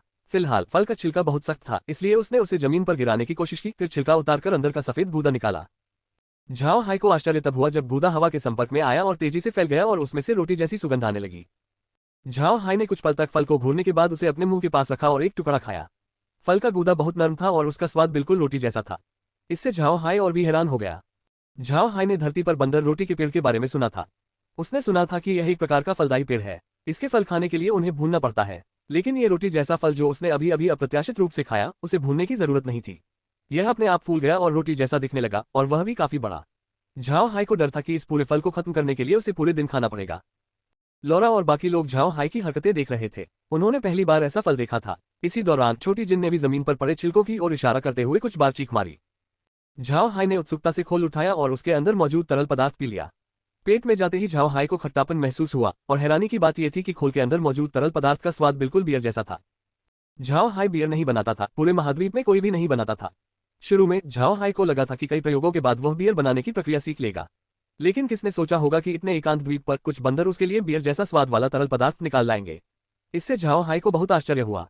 उसने उत्सुकता से उस तरल पदार्थ को देखा। सचमुच उसमें बियर का स्वाद था, हालांकि वह बहुत शुद्ध नहीं था, लेकिन वास्तव में बियर ही था। झाओ हाई खुद को रोक नहीं पाया और उसने एक और घूंट पी लिया। झाओ हाई के चेहरे के भाव देखकर लौरा और बाकी लोग उत्सुक हो गए। उन्होंने भी एक फल खोला और बियर पीने से पहले थोड़ा सा खा लिया। उन्हें बहुत अच्छा लगा। झाओ हाई ने सीप नीचे रख दी और नन्हे जिन की ओर मुड़कर देखा। वह हंसे बिना नहीं रह सका और बोला, नन्हे जिन, तुम सचमुच मेरे भाग्य के सितारे हो। हाँ, शानदार, ये चीज तो कमाल की है। झाओ हाई को बियर को लेकर उत्साहित देखकर नन्ही जिन ने भी खुशी से कुछ चीखें मारी। वहीं दूसरी ओर लौरा और बाकी लोग ब्रेड में ज्यादा रुचि रखते थे, बियर में उतनी नहीं। झाओ हाई और बाकी बंदरों को अभी भी भूख लगी थी, इसलिए वे रोटी खाते रहे और थोड़ी थोड़ी बियर पीते रहे। उसी समय झाओ हाई ने छोटे जिन के लिए ढेर सारे सेब निकाले। छोटा बंदर बहुत उत्साहित हो गया और उसने सेबों को बाकी बंदरों में बांट दिया। हालांकि ये स्पष्ट हो गया कि झाओ हाई के सेब भले ही काफी बड़े थे, लेकिन वे विशालकाय बंदरों के लिए अपर्याप्त थे। जब गोरिल्लाओं ने अपना मुंह खोला और एक सेब अंदर डाला तो कुछ ही बार चबाने के बाद वह फल तुरंत गायब हो गया। झाओ हाई ने अपना सिर हिलाया और असहाय महसूस किया। फिर उसने छोटे जिन को और सेब दिए। इस बार उसने बहुत सारे सेब निकाले, लगभग 10,000 जिन मूल्य के। छोटा जिन बेहद उत्साहित हो गया और उसने बंदरों को सेब बांटना शुरू कर दिया। कुछ ही देर में 10,000 जिन सेब बंदरों के मुंह में चले गए। सभी बंदर उत्साहित चेहरों के साथ झाओ हाई की ओर देख रहे थे, मानो और भोजन की उम्मीद कर रहे हो। झाओ हाई ने सिर हिलाया और कड़वी मुस्कान दी। उसने नन्हे जिन की ओर मुड़कर कहा, नन्हे जिन, हमें बाद में खाना पड़ेगा। मैं पूरे द्वीप को देखना चाहता हूँ। नन्हे जिन को शायद झाओ हाई की बात समझ आ गई थी, क्योंकि उसने चीख पुकार मचाकर बंदरों के झुंड को तितर बितर कर दिया। केवल कुछ ही बंदर बचे रहे। झाओ हाई और बाकी लोग गोरिल्लाओं की पीठ पर चढ़ गए। फिर लिटिल जिन ने पूरे द्वीप का चक्कर लगाया। जब वे पहाड़ से नीचे आ रहे थे, लिटिल जिन ने कुछ ब्रेड के पेड़ों की ओर इशारा किया और जैसे ही बंदर पेड़ों पर चढ़े, उसने कुछ चीखें मारी। इस समय झाओ हाई को उन पेड़ों से बियर की हल्की सी गंध आ रही थी। उसे विश्वास नहीं हो रहा था कि सचमुच उन ब्रेड के पेड़ों के अंदर बियर है। बंदर झाओ हाई और बाकी लोगों को एक पेड़ पर चढ़ाने ले गए। पेड़ में एक छेद था जो लकड़ी के एक टुकड़े से कसकर बंद था, जो देखने में कॉक जैसा लग रहा था। जिस गोरिल्ला पर झाओ हाई सवार था, वह आगे बढ़ा और छेद को बंद करने वाले लकड़ी के कॉक को घुमाया, जिससे पता चला कि अंदर सचमुच बियर थी। ये देखकर झाओ हाई ने सिर हिलाया और फिर वे अपनी यात्रा पर आगे बढ़ गए। पहाड़ से लगभग आधे रास्ते में उन्हें एक छोटा सा तालाब दिखाई दिया, जिसका स्रोत एक झरना था। जाहिर है, ये वह जगह थी जहां बंदर पीने का पानी लेते होंगे। झाओ हाई और बाकी लोग दूसरी जगहों की ओर चल पड़े। द्वीप बहुत बड़ा नहीं था, लगभग 10,000 म्यू ही था। वहां सबसे आम पेड़ ब्रेड ट्री थे, जबकि अन्य प्रकार के जीव जंतु बहुत कम थे। जब झाओ हाई को लगा कि अब घूमने के लिए कोई और दिलचस्प जगह नहीं बची है, तभी लिटिल जिन अचानक उन्हें एक जड़नुमा गुफा में ले गया। ये गुफा एक ब्रेड ट्री से घिरी हुई थी। अगर लिटिल जिन रास्ता न दिखाता तो झाओ हाई को ये जगह आसानी से नहीं मिल पाती। जैसे ही समूह गुफा में दाखिल हुआ, वे चौंक गए। ऐसा इसलिए हुआ क्योंकि गुफा उनकी नम और संकरी गुफा की उम्मीदों पर खरी नहीं उतरी। ये गुफा अप्रत्याशित रूप से काफी सूखी थी और साथ ही बहुत बड़ी भी, लगभग एक फुटबॉल मैदान के बराबर क्षेत्रफल वाली। अंदर का स्थान लगभग 20 मीटर ऊंचा था। सामने एक मार्ग भी था जो 6 मीटर चौड़ा और 20 मीटर ऊंचा था, और जैसे जैसे वे आगे बढ़ते गए, वह और ऊंचा होता चला गया। झाओ हाई उत्सुक था और उसने छोटे जिन को समूह को अंदर ले जाने के लिए कहा। मार्ग पार करने के बाद उनका सामना एक और भी बड़ी गुफा से हुआ। गुफा बहुत बड़ी और काफी अंधेरी थी, हालांकि इस हिस्से में प्रकाश नहीं पहुंच पा रहा था। फिर भी गुफा की सतह ठंडी नहीं थी, बल्कि बहुत गर्म थी। इस गुफा की सबसे खास बात इसके ठीक बीच में उगने वाला पेड़ था, जिससे हल्की सुनहरी रोशनी निकल रही थी। इस गुफा में बहुत अंधेरा था और अंदर बहुत कम रोशनी थी। इसका कारण ये पेड़ था। देखने में ये पेड़ सामान्य ब्रेड फ्रूट जैसा लगता था, लेकिन ये बहुत छोटा और पतला था। इस पर ब्रेड फ्रूट जैसे फल भी लगे थे, लेकिन ये छोटे और सुनहरे रंग के थे। ऐसा लग रहा था मानो इनसे हल्की रोशनी निकल रही हो। जब झाओ हाई उत्सुकता से पेड़ का निरीक्षण कर रहा था, तभी छोटा जिन नीचे कूद गया और सीधे पौधे के पास चला गया। उसने फलों का निरीक्षण किया और फिर पेड़ के बीच से कुछ फल तोड़कर झाओ हाई को दे दिए। झाओ हाई को फल मिला और उसने उसे ध्यान से देखा। फल ब्रेड फ्रूट के छोटे रूप जैसा दिखता था, उसमें कोई और खासियत नहीं थी। फल झाओ हाई की मुट्ठी के बराबर ही था और उस पर वही जानी पहचानी सख्त त्वचा थी। जब झाओ हाई फल को काटने ही वाला था, तभी छोटी जिन चीखी और उसने झाओ हाई का हाथ इतनी जोर से पकड़ लिया कि झाओ हाई उसे छुड़ा नहीं पाया। झाओ हाई नन्हे जिन को हैरानी से देख रहा था। उसे समझ नहीं आ रहा था कि नन्हे बंदर ने उसे फल देकर खाने से मना क्यों कर दिया। नन्हे जिन ने झाओ हाई को देखा और जल्दी से कुछ हरकतें की। नन्हे बंदर ने उसका हाथ पकड़कर खिलने का इशारा किया। झाओ हाई इशारा समझ गया। हो सकता है कि लिटिल जिन खिलने की बात नहीं कर रहा था, बल्कि किसी विस्फोट की बात कर रहा था। झाओ हाई ने फल को हाथ में लेकर कहा, क्या तुम कह रहे हो कि यह फल फट सकता है? नन्हे जिन ने अपना सिर हिलाया। उसने फल की ओर इशारा किया और फिर अपने मुंह की ओर, और फिर गुस्से से फट पड़ा। झाओ हाई ने कहा, तुम्हारा मतलब है कि जो इंसान इस फल को खाएगा वह फट जाएगा? नन्हे जिन ने उत्साह से सिर हिलाया। उसने अपने शरीर के बालों को पकड़ते हुए खुद की ओर इशारा किया, फिर दूसरे बंदरों के बालों की ओर, फिर फल की ओर और अंत में वापस खुद की ओर इशारा किया। ये देखकर झाओ हाई कुछ देर तक देखता रहा। झाओ हाई को बात समझ नहीं आई, तो लिटिल जिन ने कुछ और इशारे किए। आखिरकार झाओ हाई को समझ आ गया। उसने लिटिल जिन की तरफ देखकर कहा, तुम्हारा मतलब है कि अगर वे ये फल खाएंगे तो आखिरकार वे तुम्हारे जैसे दिखने लगेंगे। उसने गोरिल्लाओं की तरफ और फिर लिटिल जिन की तरफ इशारा करते हुए ये कहा। नोट, मुझे लगता है कि यह मेरा 100वां अध्याय होना चाहिए। वाह, अध्याय 380 समुद्री डाकू। छोटे जिन ने सिर हिलाया, फिर ना कहा। उसने गोरिल्ला की ओर इशारा किया, फिर बाहर की ओर और फिर वापस अपनी ओर। झाओ हाई की समझ और बढ़ गई। उसने छोटे जिन की ओर देखा और कहा, तुम कह रहे हो कि वे गोरिल्ला धीरे धीरे चांदी जैसे सफेद और फिर अर्ध सुनहरे रंग में बदल जाएंगे, और जब वे फल खाएंगे तो वे तुम्हारे जैसे हो जाएंगे, अन्यथा वे फट जाएंगे। नन्हे जिन ने उत्साह से सिर हिलाया। झाओ हाई की आंखें चमक उठी और उसने इरादे से समूह को कई अन्य बंदरों के साथ अंतरिक्ष में वापस ले जाने के लिए प्रेरित किया। जैसे ही वे अंतरिक्ष में दाखिल हुए, एक सूचना सुनाई दी, विशेष पौधे का फल पाया गया है। इसमें धातु तत्व की ऊर्जा है। सेवन के बाद धातु तत्व की क्षमताएं विकसित हो सकती हैं। प्रत्येक बीज 10 व्यू भूमि घेरता है। यह 8वें दर्जे का पौधा है। पकने का समय 36 घंटे है। एक बार में 10 फल लगते हैं। फलों के उत्पादन के बीच का अंतराल 12 घंटे है। स्पेस ने अपग्रेड की सभी आवश्यकताओं को पूरा कर लिया है। स्पेस का लेवल बढ़कर 25 हो गया है। मेजबान के प्रयासों के लिए बधाई। झाओ हाई एक पल के लिए स्तब्ध रह गया, फिर उसने अपने हाथ में रखे छोटे से फल को सुखद आश्चर्य से देखा। उसे उम्मीद नहीं थी कि इस छोटे से फल में इतनी क्षमता होगी। ये वास्तव में लोगों को शक्तियां प्रदान कर सकता है। इसके अलावा झाओ हाई को और भी अधिक खुशी इस बात से हुई कि अंतरिक्ष का स्तर 25 तक पहुंच गया था, जो उसके लिए एक बहुत बड़ा आश्चर्य था। कुछ देर बाद झाओ हाई थोड़ा संभला और हंसते हुए लिटिल जिन को गले लगा लिया। उसे लगा कि यह छोटा बंदर उसका भाग्य का सितारा है। इसने न सिर्फ झाओ हाई को बियर पिलाए बल्कि उसे यह फल भी दिया। इस फल ने अप्रत्याशित रूप से अंतरिक्ष को 3 स्तर ऊपर उठा दिया। 3 स्तर, अंतरिक्ष को इस तरह का उन्नयन कब हुआ था? ये घटना बेहद अद्भुत थी। लॉरा और बाकी सबने उत्साह व्यक्त किया। उन्हें उम्मीद नहीं थी कि अंतरिक्ष 3 स्तर बढ़ जाएगा। अब वे 30वें स्तर के लक्ष्य के काफी करीब थे। हालांकि छोटे जिन को यह नहीं पता था कि झाओ हाई इतना खुश क्यों था, लेकिन झाओ हाई की खुशी देखकर उसने भी अपनी प्रसन्नता व्यक्त की। झाओ हाई की बाहों में रहते हुए वह खुशी से चीखता रहा। झाओ हाई अंतरिक्ष से बाहर निकला और पेड़ को देखने लगा। उसने पेड़ को फिर से निहारा और सोचा कि इसका कोई नाम नहीं होना चाहिए। इस महाद्वीप में किसी को भी ये पेड़ दिखाई नहीं देना चाहिए। झाओ हाई ने पेड़ को हटाने के बारे में नहीं सोचा। अंतरिक्ष स्वयं ही पेड़ लगा सकता है, इसलिए उसे उखाड़ने की कोई आवश्यकता नहीं थी। झाओ हाई ने पेड़ को एक नाम दिया। उसने इसे स्वर्णधातु वृक्ष कहा और इसके फल का नाम स्वर्णधातु फल रखा। गुफा से बाहर निकलते ही लिटिल जिन उन्हें द्वीप के एक और हिस्से में ले गया। थोड़ी देर बाद वे द्वीप के दूसरी ओर स्थित एक गुफा में पहुंचे जिसके चारों ओर ब्रेड के पेड़ लगे हुए थे। गुफा के प्रवेश द्वार को छोड़कर बाकी सभी रास्ते खुले थे। गुफा में पहुंचकर झाओ हाई और बाकी लोग अवाक रह गए। दरअसल ये गुफा बाहर के घाट से बिल्कुल अलग एक प्राकृतिक बंदरगाह थी। पूरी गुफा ही बंदरगाह थी, लेकिन यहाँ केवल 3 मस्तूल वाले जहाज ही पहुंच सकते थे। 5 मस्तूल वाले जहाज तो प्रवेश ही नहीं कर सकते थे। यह एक बंदरगाह था, गोदी नहीं। झाओ हाई ने आसपास के वातावरण को उत्सुकता से देखा। यह अच्छा था कि यहाँ कोई जहाज नहीं थे, क्योंकि यह छोटा द्वीप एक प्राकृतिक आधार था। समूह गुफा से बाहर निकला और लिटिल जिन के घर विशाल ब्रेड ट्री पर लौट आया। झाओ हाई ने लिटिल जिन के साथियों के लिए सिबों का एक और बड़ा ढेर लगा दिया। ये झाओ हाई का उन्हें धन्यवाद देने का तरीका था। इस द्वीप में उसकी फसल बहुत अच्छी हुई थी। न केवल उसका फार्म 2 गुना बढ़ गया, बल्कि उसका फार्म भी 3 गुना बढ़ गया। उसे ब्रेड ट्री के बारे में भी पता चला और भविष्य में बियर बनाने की विधि सीखने की संभावना भी मिली। ये फसलें झाओ हाई के लिए बेहद महत्वपूर्ण थीं। लिटिल जिन के घोंसले से बाहर आने के बाद झाओ हाई और बाकी लोग किनारे पर लौट आए। स्वाभाविक रूप से लिटिल जिन भी उनके साथ आया। झाओ हाई ने पहले ही इस जगह को अपना अड्डा बनाने का फैसला कर लिया था, लेकिन यहाँ कुछ इमारतें बनाने की अपनी योजना उसने रद्द कर दी। लिटिल जिन को देखकर उसने सोचा कि अगर वह कुछ इमारतें बनाने के लिए ब्रेड के पेड़ काटने लगेगा तो ये गलत होगा। ये ब्रेड के पेड़ लिटिल जिन के कबीले के भोजन का स्रोत थे। इसलिए इस जगह पर इमारतें बनाने के बजाय झाओ हाई ने द्वीप पर अपना 5वां संचार केंद्र स्थापित कर दिया। फिर उसने अपने दोनों जहाजों में फायरफिश, सब्जियां, अनाज और अन्य सामान लादना शुरू किया। परिवर्तित स्वॉर्डफिश जहाज को विशेष रूप से फायरफिश परिवहन के लिए तैयार और संशोधित किया गया था। फायरफिश बहुत नाजुक होती है, उन्हें पनपने के लिए एक निश्चित तापमान वाले पानी की आवश्यकता होती है। ये स्थिति झाओ हाई की स्वॉर्डफिश के संशोधन में पूरी तरह से झलकती है।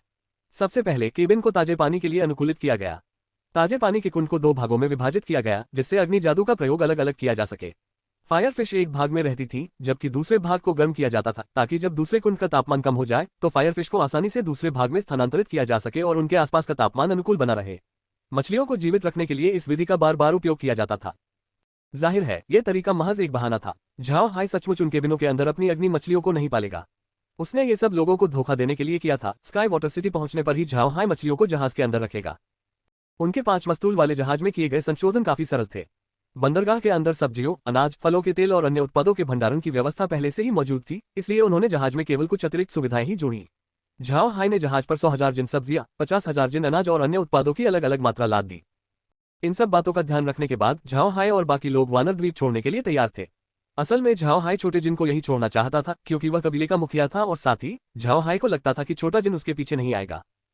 लेकिन नन्हा जिन ऐसा नहीं सोचता था।